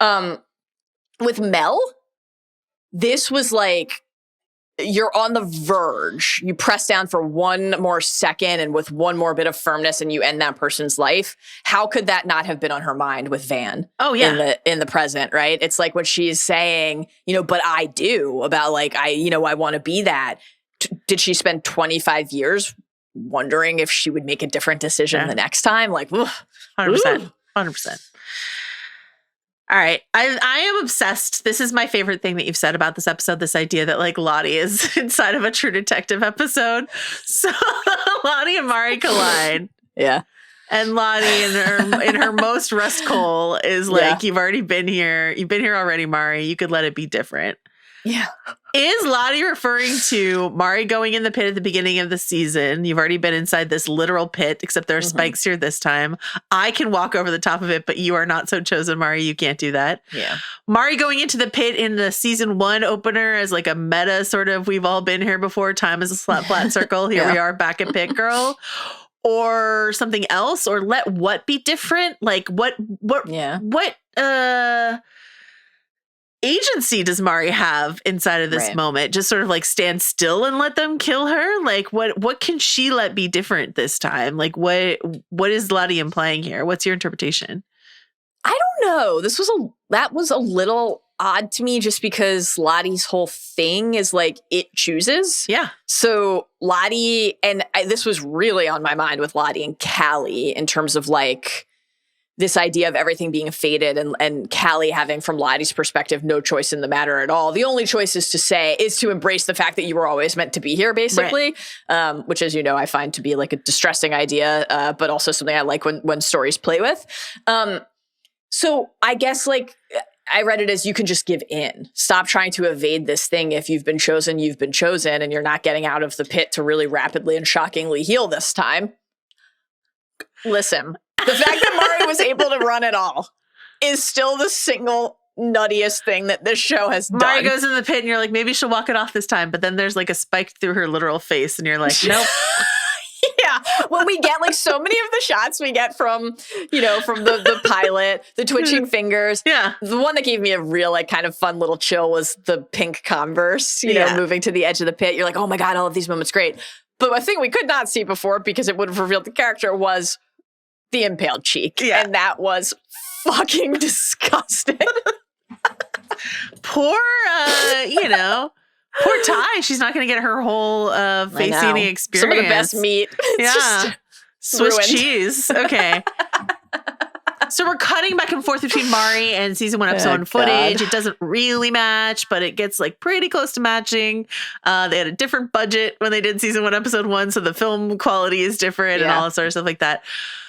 But according to this THR interview, per the showrunners, they said that the back and forth was meant to show viewers the difference between how the adult survivors remember what happened compared to how the horrific event actually played out. Now that is, end quote, now that is a very convenient cover for differences. And there are major, like if you want to play the Highlights magazine spots the difference between this and that. I love those. There's a lot of different, but I really like this theory that I saw on Reddit, which was that the version that we see in season 1, episode 1, which includes all the girls sort of joyously participating in the hunt, is Shauna's POV and memory. Her memory of like, we all did this. We were all really excited when Mari went in the pit and we all ate it together and that's how that worked out.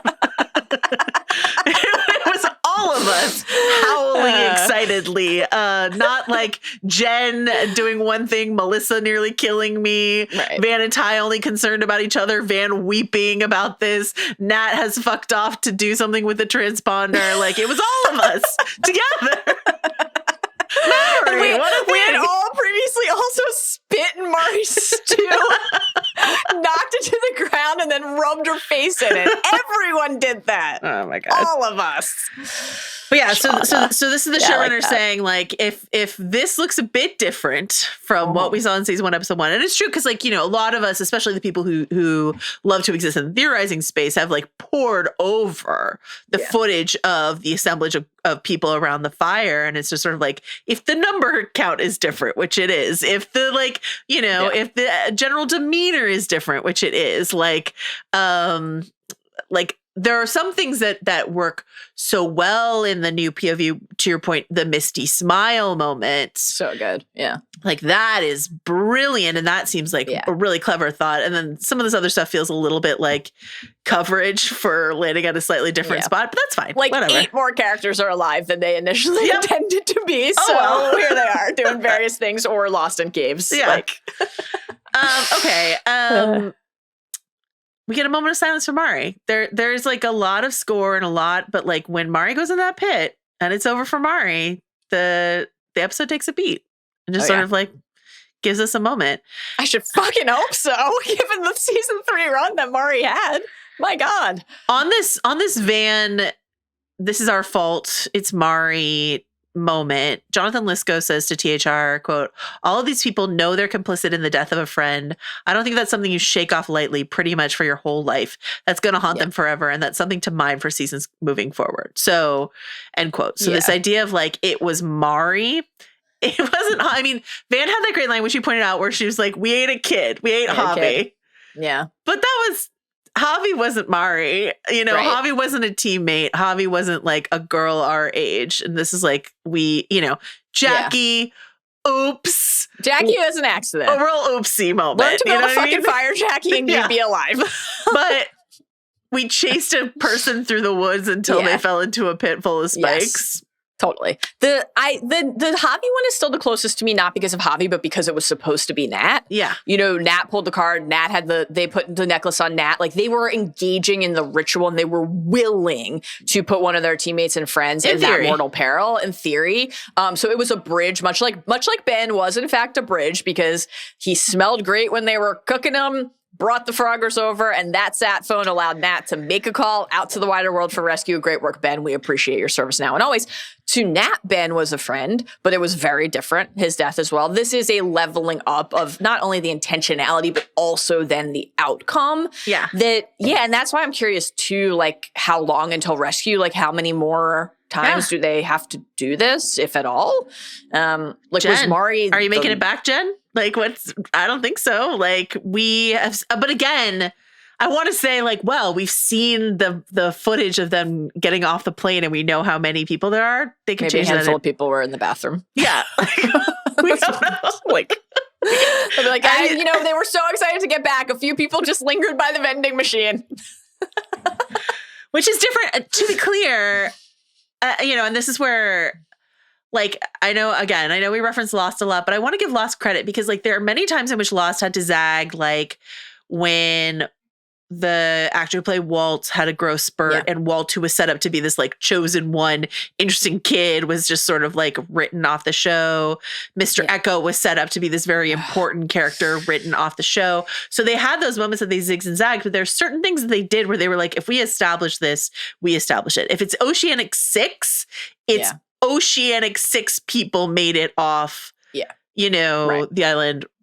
Well, also Desmond, I guess. But, like, there are things that they did where they're just sort of like, we have this target that we said we were going to aim for. We have to stick to that. And I think Yellowjackets is just sort of like, any number of people could have come off that plane. It could be everyone, still there and makes it home. So, we're pulling for you, Jen. Now and always, a person with absolutely no personality, but could possibly make it through. Who's to say? Shauna orders them to fill the pit. Van makes this move like she's going to go after Shauna, and Ty stops her. Yes. What the hell is Ty's allegiance to Shauna at this point? We know, like, we've seen them from the beginning. They have this affinity. We in season 2 especially, a lot of, like, Ty's, praying to the it in moments for Shauna on Shauna's behalf. Like, I just don't know. I think this is a failure on the show's part to not give you more Shauna and Ty scenes to help me understand. I understand the Van and Ty allegiance. Obviously, it's not just sex. Yeah. These women are, like, in love, and they have shared these moments of camaraderie and all this sort of stuff like that. And so, like, why would Ty put herself between Van and Shauna? I'm uncertain of it at this point. What do you think? So it's a great question. I think I do think that, because there's the moment where Ty really stands up to and challenges Shauna, and Shauna just wilts, backs like, down in a way that she just wouldn't with anyone else. That felt like a reminder in yet another way of how unique that particular relationship and dynamic is. Yeah. I read this a few ways. One, I think reminding us of their history, everything in the past with the Ty being the first to know about the baby and being there for Shauna, et cetera. We've talked a lot about in the present timeline, or they're cuddling in Callie's bed, like, kind of almost reverting to that teenage space of sharing secrets with each other. Reminding us of that before then the present day declaration of the hunt is on and we are opposed. Yeah. It's over. We are not aligned. And I won't try to convince myself any longer that we should be. Yeah. So I think some of it is that. The thing that felt even more, like, present to me, though, was just protection. That Ty thinks that if Van went after Shauna, she could be harmed, because Shauna is a complete wild card and would not hesitate for a moment to turn around and stab Van through the heart. Van has been on fire and also had her face eaten at a certain point, and just, like, doesn't have the best track record with putting herself in dangerous positions. That's a great point. Wolf face mauling. fine. You get impaled by a spear in a pit through the face, you're fucking toast. Yeah. But a wolf eats your face, you're good to go for another really 25 years. Cool artistic star on your face. Okay. Yeah. We get Mari being dragged naked through the through the snow. The showrunners talked in THR about the fact that this was like a really upsetting moment for them. That like we had seen the dragging without the face, but to see it be Mari, dragged naked through the snow, very upsetting. Yeah. Bring me her hair. Now we understand. So the hair thing has sparked this whole controversy that I feel unqualified to get into. So you can Google that if you want to. But visually, I think it is an extremely, obviously very creepy. Shauna from the start. Shauna loves a trophy. She kept Adam's driver's license. She loves a trophy. She kept Hannah's lock of hair and a little sort of indicator that this was coming. Visually, from a costume design point of view, the way that it turns her white robe into like a ermine, essentially, like it looks like a royal ermine cloak. Yes. But it's Mari's fucking hair is tremendously creepy and Shauna scary. Okay. Quite. That's the then. We'll get to the rest. We already kind of talked about it, but we'll wrap it all up at the end. The breakdown between then and now, we've got the medium, and I'm just saying the Lotties, this sort of like time-bending Lottie moment. What do you want to say about this? Or do you want to wait and save it until we get to the Lottie and Callie confrontation? I think we can probably hit most of it in the Lottie Callie conversation. I guess just the way that adult Lottie kind of rises from the slab in the morgue and says, "Oh no, did I miss it?" And then young Lottie kind of soothes and calms, "Shh, we didn't miss anything. Do you remember what we promised?" And then adult Lottie nods, and young Lottie says, "It's time to meet her." So the her of Callie will hear everything that Lottie says to Callie about you're the baby of that place, the wilderness, our baby, all of it. Lottie. But also, like, then everything that let Callie and the idea of this baby represent in terms of, like, the call of the antler queen, the call of the wilderness, etc. Just again, like the melding of the timeline stuff was what stood out to me here, because I think typically when we see when we see the adult and teen versions of the characters with each other, it is this like, I am dying. Liminal space. I am moving into the next plane, into the next phase. And this was this not adult Lottie dreaming of being in the morgue and being woken by her teenage self, because then she kind of sort of snaps awake in her gym jams in the stairwell. Like sleepwalking, as the song is saying. Like it's, And was this young Lottie dreaming of the future, of her own future? And she always knew a bridge across time, that this death was coming because she dreamt of it when she was in the wilderness. Yeah. That's how it seemed. Unclear in a fun way, I think. Yes. Like the fact that in the dream she's in the same white like nightgown that she had been in the season 1 Larley baptism stretch, and then kind of like seems to be deliberately wearing a white dress in the present timeline with her little blazer over it to kind of like mimic that outfit, while also making sure we recognize that it is different. All of that was I have a quick question on the costuming front. And maybe I forget a moment in the cabin when they discovered did they discover a lot of knitwear in the cabin? Because they have so many like alpine pattern knitwear aspects of their costume. When they were going to Seattle in the springtime?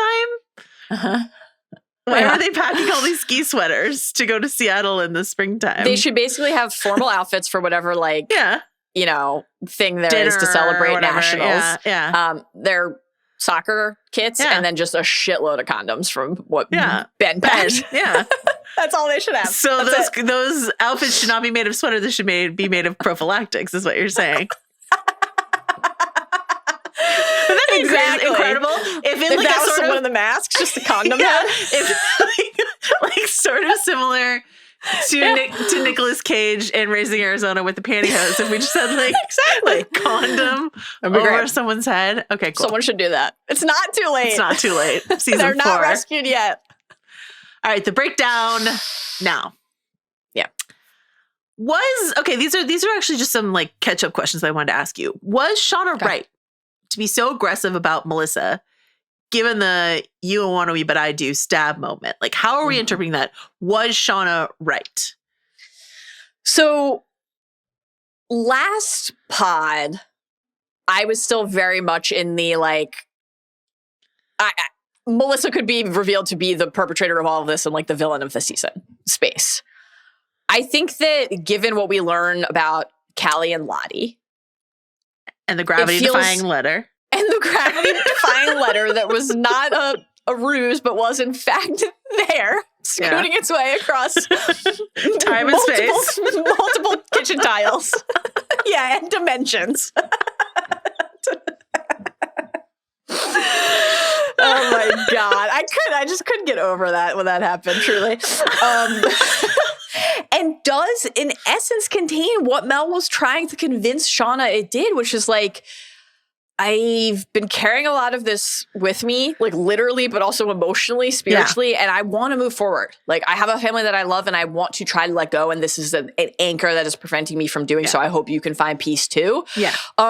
What it feels like to me then is yet another, like, and we talked about this last pod too, like another, like, we create our own demons kind of continuation where, much like in the past, Shauna activated Mel as an enemy, that happened here. Like, Mel was ready to hurl that knife. Or do you hurl a knife when you're stabbing someone? I don't think that. That would be more of a Violet Sorrengail throwing knife. This is more of a stab than a throw. Speaking of Violet Sorrengail, sorry, really quickly. I finished the third book in Court of Thorns and Roses, by the way. Okay, well, let's talk about it, but not this very moment. This very moment, I want to circle back to one of your favorite lines, or actually I think it was Jody's favorite line from Cody, which is like, have fun braiding each other's hair and engaging in some light cannibalism. And in this episode, Shauna's like rocking all these, like, she's got a fishtail braid. She's got a lot of intricate braids going on, leadership braids. And I was just sort of like, who's on hair braiding duty for Shauna? And Shauna, I hope you loved Katniss Everdeen. Like, I hope you loved Violet Sorrengail. I hope you love a well-braided white woman. Okay. Sorry, back to you in the studio. What were you going to say? So I guess it feels to me like less Mel was engaging in some executing some master plan to kill everybody, and now that she might try to, because she has once again this like violent impulse that had been suppressed has been awakened. That's, I think, what seems more. And I think what's interesting, they will never lie, because I don't know if you remember, but she stabbed Van. But like, if Ty and Misty were to invite Melissa to the diner table, then we can all just like get this out. Just let's all take out Shauna together and call it a day, and then we can all rest in pieces. But I think what I really loved, and I forgot to write this down in the notes, but I was thinking about this a lot. This idea of like the various factions, the Gadget Girls, the Team JV, Travis as this sort of like wandering entity, blah, blah. If all of us had the fact that Shauna is holding this camp, and let's say Shauna and Lottie if we want, and Shauna and Ty and Lottie if we want, and Shauna and Hannah and Ty and Lottie if we want, but really Shauna with one fucking gun, majority under her boot, if we all work together, then we should be able to easily overwhelm her. But isn't it the nature of, I don't know, our current political landscape or whatever, like a fascistic rule or whatever, that like there are too many factions that can't figure out how to combine their interests against this person wielding power like a cudgel, who's wielding power like a cudgel, and who is deeply invested in keeping you separated and keeping you vulnerable and keeping you scattered. Yes. I thought that was a really good, like, I was reading, someone was writing about the fact that like if Hannah had gotten to camp, Hannah and Edwin and Cody had gotten to camp just like 3 days earlier, they would have found the like, the Nat regime, the Democratic Socialist regime, the Utopia regime. But oops, they got to like, what was it? They called This is a meme I saw. They called Shauna Gay Stalin. They're like, oops, she got Gay Stalin instead. And it's just like, what a difference a couple days makes. But anyway. I guess they still would have found not Ben's head, but Ben imprisoned in an animal pen, soaked in his own piss, next to piles of rotting food. Not great, but I guess they could have said, hey, man, he tried to burn us alive in a cabin. Better, yeah. He tried to burn us alive in a cabin. What were we supposed to do? And we're just... That reminds me. One of the Lottie flashes, I completely forgot about this until you just said burned in the cabin. One of those rapid Lottie flashes was the burning cabin. Do you take that to mean that Lottie burned the cabin or no? I wouldn't be fucking surprised if she did. Yeah. She's a loon. We support mental health issues. Okay, so let me follow back, swoop back to this other question. Was the other one, capital O, other capital O one, right that she could have saved Van when Nice Ty could not? Could she have protected Van, do you think? What do you think? I don't know. This is very muddled to me in the show still. Same. Like I'm not just in terms of what is happening when, but kind of the message, like of what we're supposed to take from it. And like my interpretation. Okay, so let's talk about. Okay, it's great. Would you like to care to comment on how deep the grave was that Ty dug for? This was the first thing I texted you about. Yes, it was. What do you want to say? I think I was like, watch the finale, and then immediately just like, can we talk about the grave? Okay. Infamously in Yellowjackets, Adam's severed, mutilated corpse was found because they didn't do a good enough job of digging a grave. I will say, obviously everything that happened with Van is very sad. However, on the like genuine comedy front, being like, well, it's a redhead, so all we need is just a few strands of red hair poking through the guardrail. You don't have to show up to set. Incredible stuff, high comedy. The fact that this was such a shallow grave that Ty could basically just proper elbows lean forward and cut out a human heart to then chow down on. The grave is not deep enough. The body will be found. What are we doing here? Have we learned nothing? Also, why not burn the body? You need to eat the organ meat. Travis took a bite out of Javi's heart. I guess this is how they honor each other, as they like to say. Okay. But then burn the body? Won't Van be found? Speaking of braided white women, Ty, you're going to love Daenerys Targaryen. I know. And I'm excited for that technique. For you. Yeah. Real chomp energy. But... does seem easier to chew through a human heart in Yellowjackets than it ever did to gnaw the horse meat. Okay, so listen. That grave is too shallow. And it's also, the corners are like beautifully squared off. I was like, we have to, what are we doing squaring off the corners of this grave if we're not going to take the time to dig it deeper? Also, Shauna, fuck you, I'm mad at you, but help me dig the grave deep. Like get out of the car, help me dig the grave, and then we can never talk again. Like it was just like, what the fuck? Okay. So then she says, this is to go back to your point of like, we're having trouble tracking this. She says, I'm done forgetting it. Starting now, Van, I'm going to remember all of it, all of you and all of me. Okay. So is all of her, both the other one, is she reconciling her two halves? We've never understood sort of how this two-half thing works. Is our understanding that for the rest of the episode, we are dealing with a fully reintegrated Ty, or is the other one got the wheel again?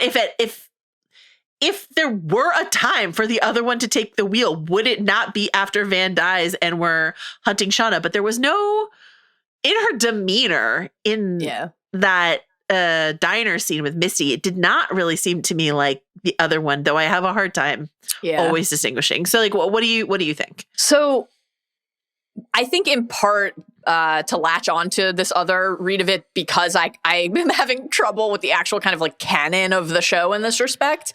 What felt important to me about this is that Ty is seeking retribution and vengeance against Shauna, and that this is something that Ty has struggled with that Shauna has not. Part of Shauna's journey, and the thing we have tracked with Shauna, is like we talked about this a lot with when the scene with Shauna and Jeff in Adam's studio in season 2, It was very top of mind for me watching Callie work through how she felt about her mother and what Lottie was saying to her about her mother and how similar they are and what that might mean. Shauna likes the dark parts of herself. Mm-hmm. And Shauna, her journey has been a journey of embrace and then rediscovery and embrace again. And for Ty to be an equal match for Shauna, she has to do that too. I think that is what the show is telling us.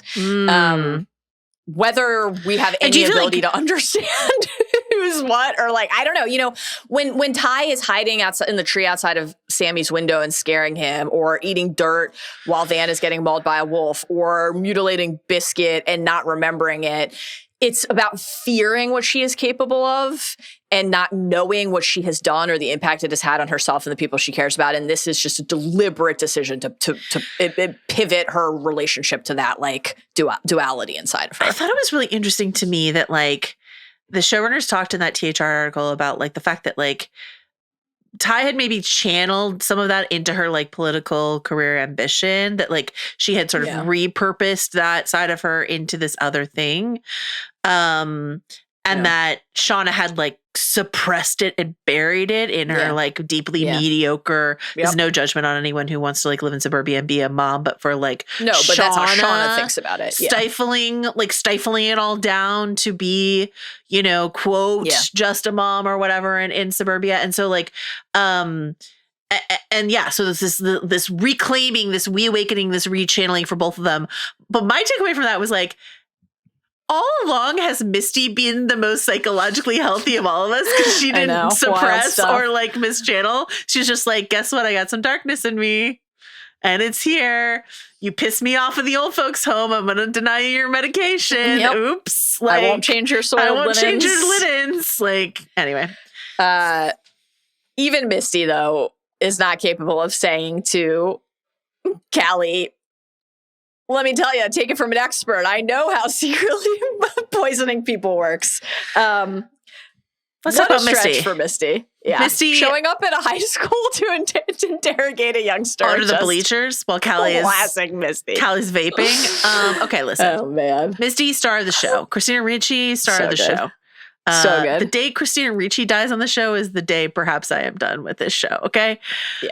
That's a devious thing to do, drugging someone without their knowledge. Go off, Misty, you unself-aware queen. Just like incredible stuff from Misty to Callie. It's really good. hard to pick a favorite Misty line from this episode because she had a couple incredible ones, both to Callie and then some unbelievable lines later with Shauna. But I thought when she was talking about mitochondrial DNA, which I know you have some impending dispatches for us here, when she then said, and apparently homicidal tendencies in terms of things they shared. I found that quite amusing. Our listener Laura, who had previously written in a very long email about sort of like whether or not Callie's DNA could be confused for Shauna. Laura wrote a medium long email, of which I'm only going to read a little bit, but she says, Misty tells Callie that mothers and daughters share mitochondrial DNA, which is absolutely true. Actually, mothers pass their mitochondrial DNA down to all of their children, regardless of sex. But in no universe is anyone using mitochondrial DNA for forensic identity testing for this exact reason. It's not specific to one individual. So Laura was like, this is absolute scientific bullshit. Yeah. Did it result in this great scene with Misty and Callie? Yes. Yeah. Was I amused? I was, so I'm not mad about it. But just in case you're wondering about the science, it's bullshit. Okay.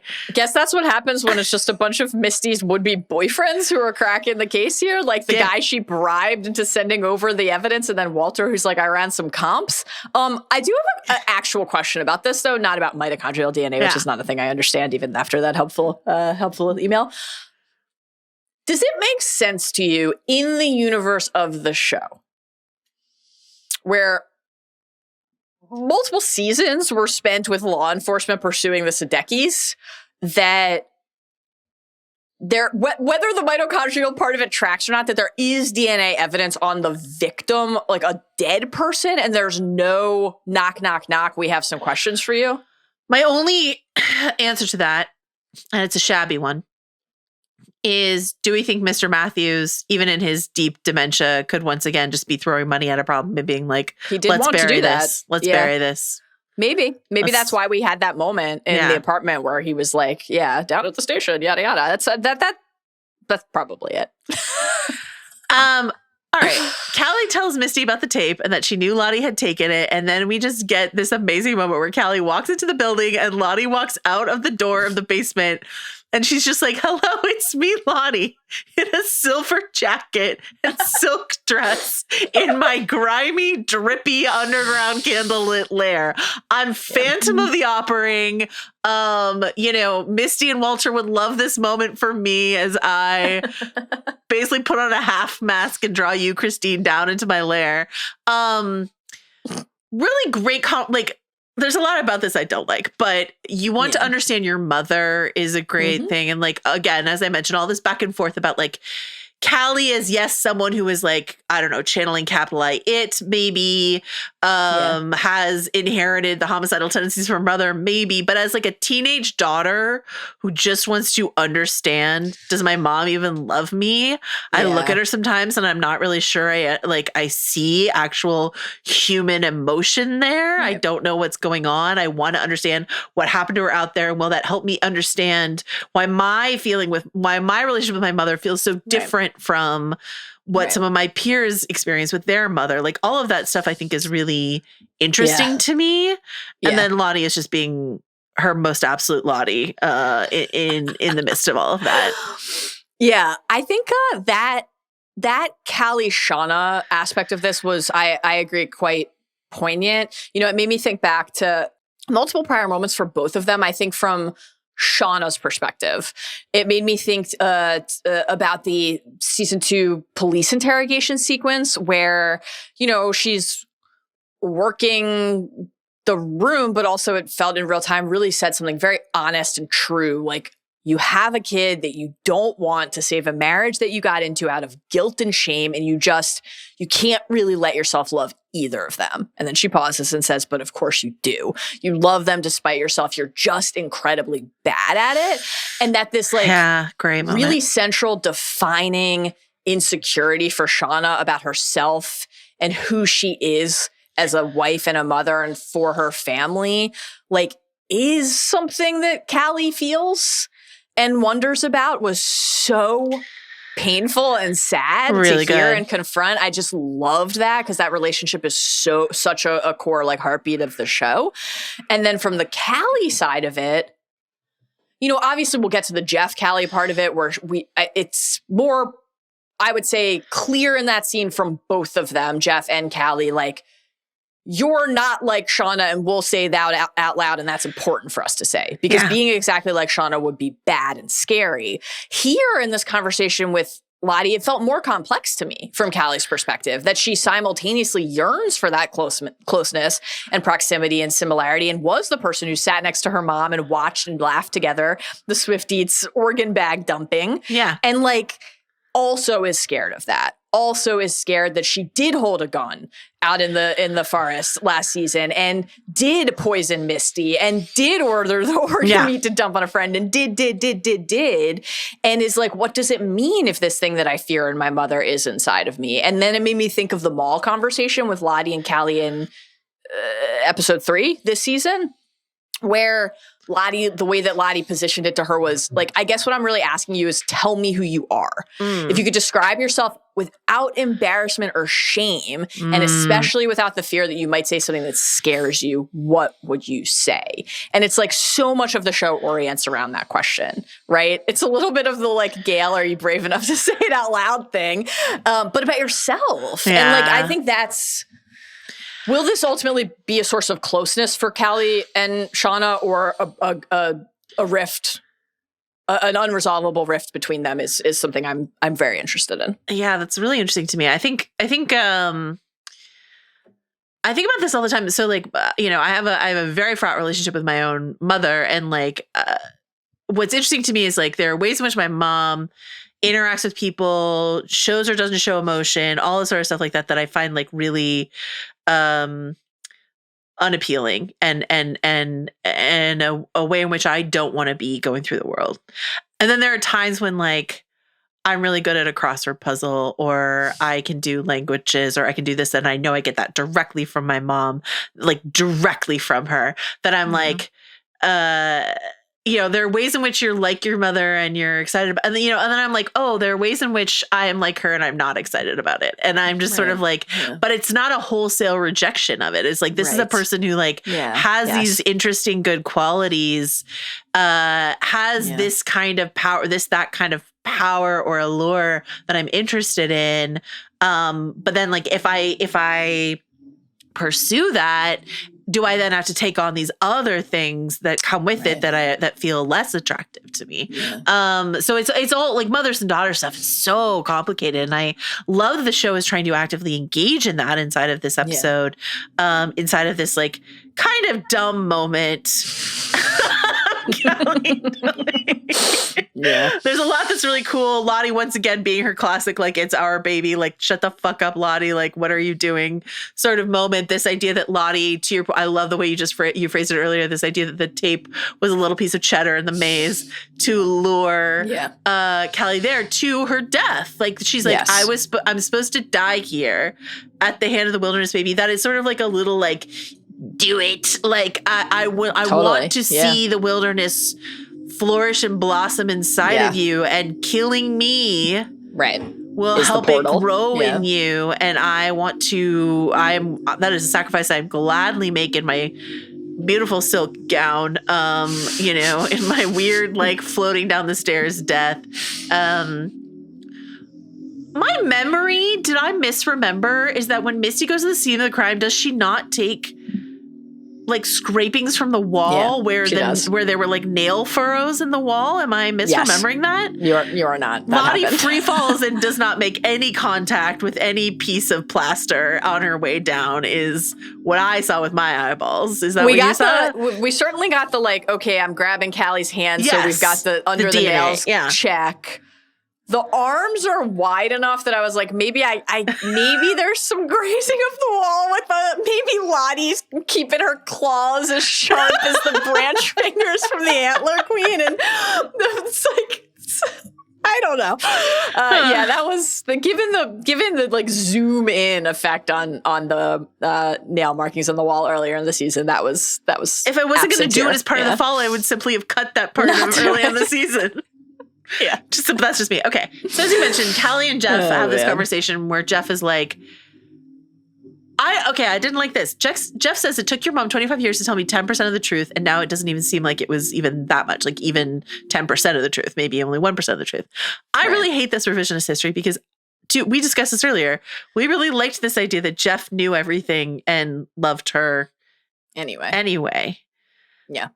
And I hate this idea that Jeff is now like, actually, I only know a little bit, a little smidgeroo, and Shauna sucks. We agree, Jeff, but that's okay. Shauna sucks. And he says he's sorry he didn't protect Callie from her. Was your interpretation of this from Lottie or from Shauna? You think it's from Shauna? Yeah. Which is just heartbreaking, right? Because like, obviously his teenage child has been embroiled in this.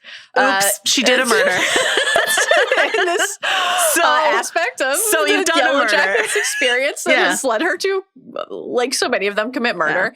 And, I think when Lottie, who, throughout season 2, we heard, muttering to the baby, you're going to change everything, et cetera, has been obsessed, as we've talked about many times with this child. For Lottie to say, like, you only could have come here, I've been waiting 25 years, and again, like, rob Callie of the agency, weirdly, like, Jeff is doing that in a different way, too, I thought. By saying, like, I mean, obviously part of it is the comfort of a parent. It's going to be okay. You were scared. You didn't mean it. You were protecting yourself. That's true, but also Callie sought in many ways, because in an effort to understand, Callie sought a presence inside of this. Callie sought a connection to it and wound up seeking the tape, but first a pursuit of some sort of insight and understanding as well, wound up in a place where she was in the bowels. You used the word bowels in the outline, and it got me right into bowels of a pleasure den. That's why I used it. Sadly, not a pleasure den here, but always wonderful to see the word bowels in the outline. Thank you. the bowels of Lottie's father's apartment building in a position where this enticement to push leads to someone dying. Like, Callie is actually a part of this and has culpability too. Has she been ill-served by many of the adults around her? Yes, definitely. But what does it mean that she wanted these things? That she felt this kind of pull? Like, that also has to be, I would assume, something that the character thinks about moving forward. I love this. This is of that really great sort of sprawling THR interview. I thought this answer from Jonathan Lisco was one of my favorite, where he's talking about this interaction between Jeff and Callie, and he says, quote, "We'll see how Callie continues to remember that moment because her dad has already given her a justifiable reason. Quote, you were scared, you didn't mean to do it, all of that. And then when she looks back, she'll only remember that time of remembering it. As they say, you only remember remembering it the last time. So the data in your brain gets warped. It'll be interesting to see where Callie winds up in terms of how she has a perspective on that moment." So this, end quote. So this interacts with like so much of what you've been sort of seeding and teasing all episode discussion of this idea of memory and what do we remember and what has been real and what hasn't, and how have we warped something? How has Shauna warped the Mari hunt to be something we all did together, rather than something she or Lottie drove sort of specifically. And Jeff, I like the way you're connecting it to this sort of robbing of agency, infantilizing, sort of like you were just scared. That's all. You couldn't help. You had no control over it. It's like, what could you possibly do?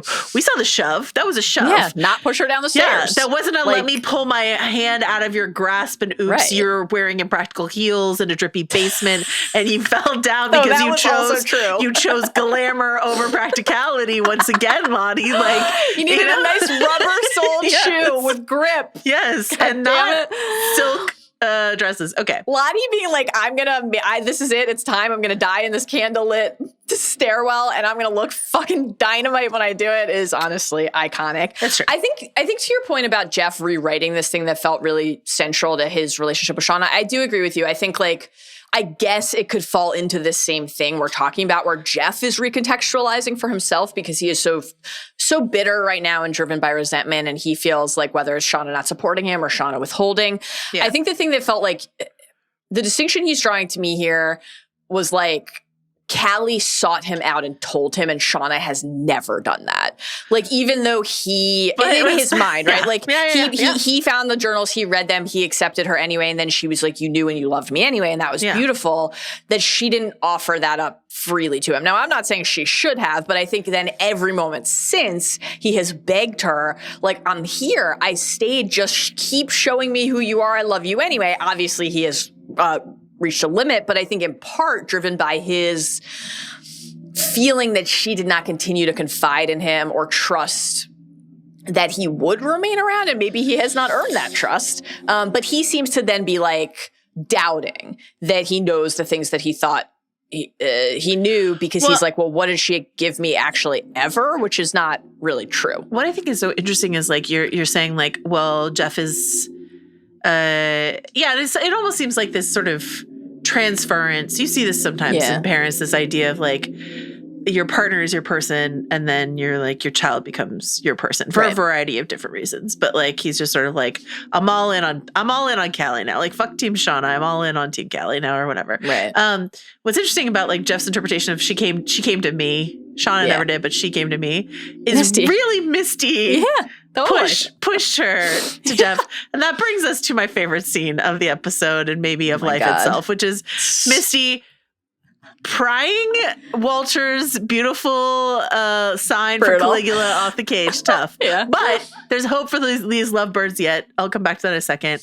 Shauna comes storming over, finds out that Jeff and Callie have gone. Callie's phone has been turned off. She storms over to Misty's. This is incredible. This is what the show should be. Misty has so many incredible lines, but I do have to give the line of the episode to Shauna when she says, I know neither of them would ever know how to contact the phone company. Incredible and definitely like true.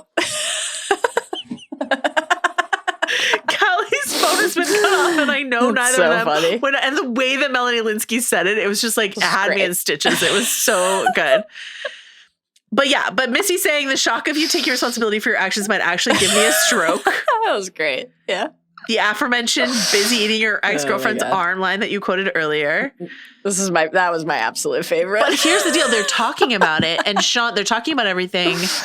Misty being she's like, there's all these cameras on you. I'm going to get a restraining order. I know what you are, and I'm not scared of you. I was like kissing your ass at the beginning of the season, but now I am in like more control of myself. Thank you, Walter, by the way. Mm-hmm. But she says, like, Shauna's like, oh, so Walter knows? And Misty's like, no, Walter doesn't know anything. And I was just like, it felt protective of Walter. Don't let Misty know. Don't let Shauna know that Walter knows a single thing about this. Yeah. I thought it was two things. I thought it was like Misty really boldly declared that she was going to get to the bottom of all of it. And I do think she wants them like the credit for having done so. But I agree with you. It was like, all right, I stole the cloned phone. I bailed on the heirloom cacao shavings on the cocktail. Yeah. But I know that Shauna is capable of and will probably seek to eliminate anybody in possession of this damaging information about her daughter. I have to make sure that he's in the clear, and that's hopeful. That gives us hope for what might await. All right, let's go to the diner scene. Ty and Misty. Yep. The showrunners talked about how they really tried to match the initial diner scene between Shauna and Ty, which was filmed in LA, and they had to like find the closest comp in Vancouver or whatever. A lot of people on the subreddit seemed to feel like this was bizarrely shot. So much so that I rewatched the scene. I was like, I disagree. Yes, they shoot it to give you Misty as a reveal, Misty as a surprise ally. Yeah. Uh-huh.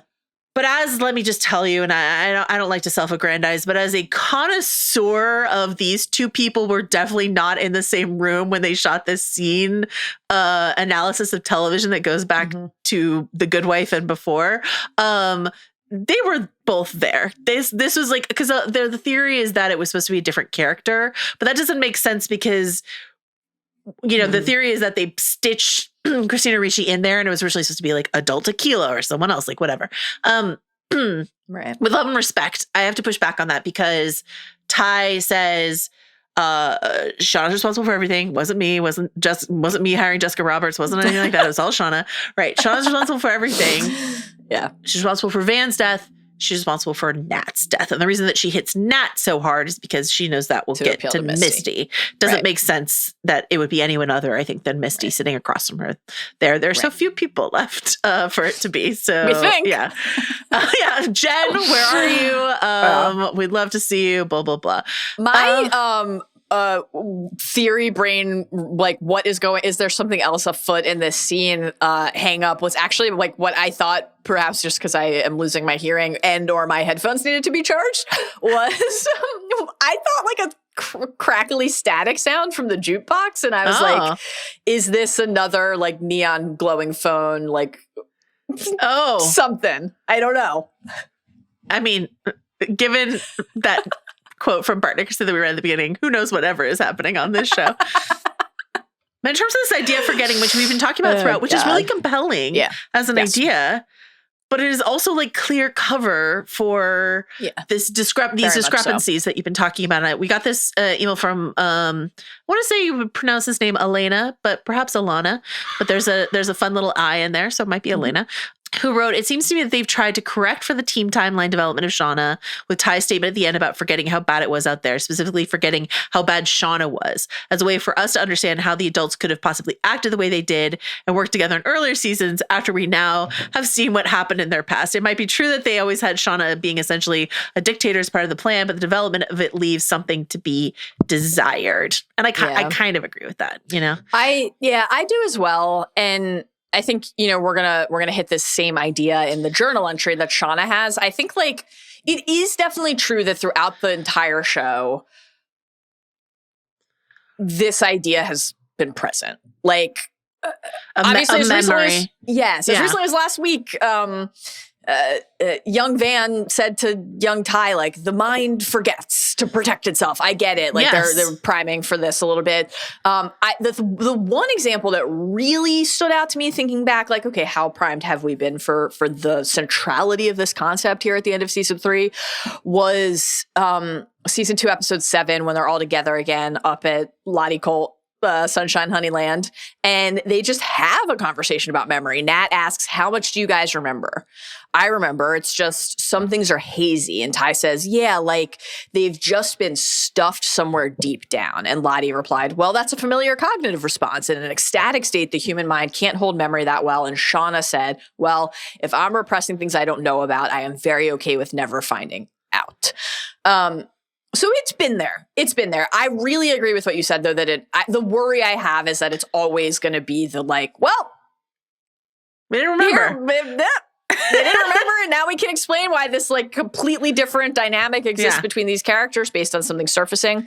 I think in terms of what Shauna wrote, what Ty is declaring here too, but what Shauna wrote and this idea of like the thing that you tamped down, maybe not being out of like fear, but almost because nothing else in your life could ever compare to it again. That was when you were most alive. Like this idea of the activation again, like that's really interesting to me. I think like almost not letting yourself remember what it was like when you felt like you were the purest, truest version of yourself because you don't know if you can be again. I'm interested in that and the show's desire to explore the way trauma like remains very present in your life, but maybe through its specific lens of interest in Yellowjackets land, where the darkness and the way the darkness surfaces is so crucial to the story that they're telling. So like I think it's interesting. I'm open to it, but yeah, I have the same worry about how it could just always be the yada yada justification. yada. Yeah, we didn't remember it. Okay. Did you know that Walter Danny was out kind there? of We just forgot. forgot about it. Okay. Oh, Walter is watching this while listening to Slayer. Yeah. It's a different vibe. Where are the show tunes, Walter? It's a different vibe. Also, a very awkward, like, Elijah Wood moment here in the finale. Yeah. I'm always happy to see him. I'm not upset to see him, but good use of Walter. Could we have found a better way to, like, have Elijah Wood show up at the finale? What do you think? Yeah, he could have gotten out of a helicopter again.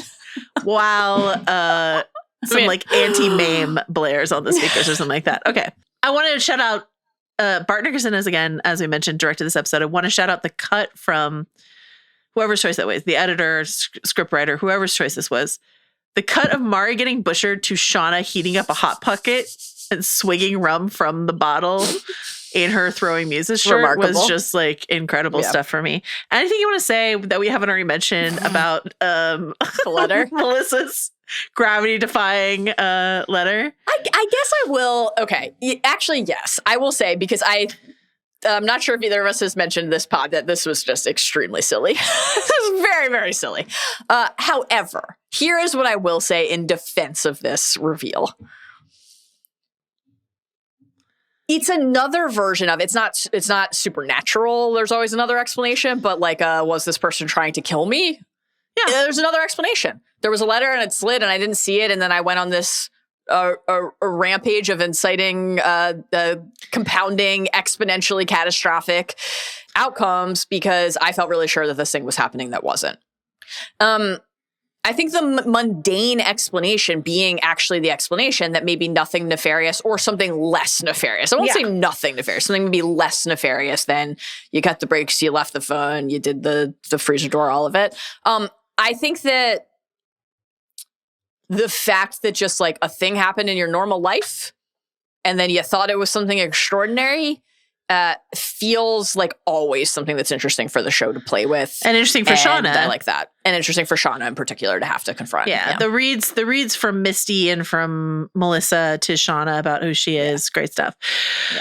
So then we get, if we're still doing clips, we would hear this, but we are not doing clips, or more sporadically, more sparingly doing clips on this show. So Shauna tears up the letter, puts it in the garbage disposal. Totally fine and normal. That's fine.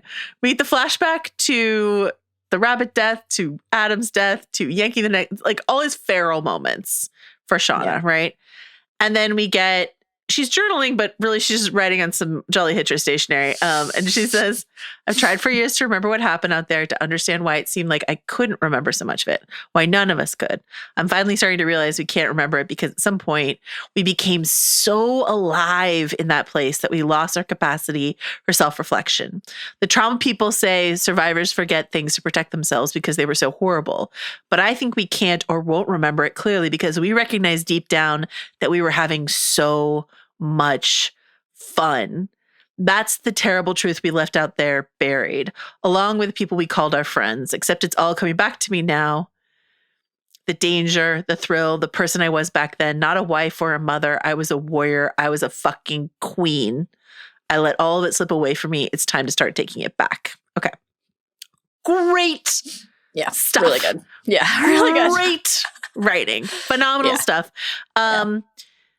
We were having so much fun. Shauna, you were having some fun being a boss bitch in charge. I would say someone like Travis, who's like, we've been locked in hell, and I ate my brother.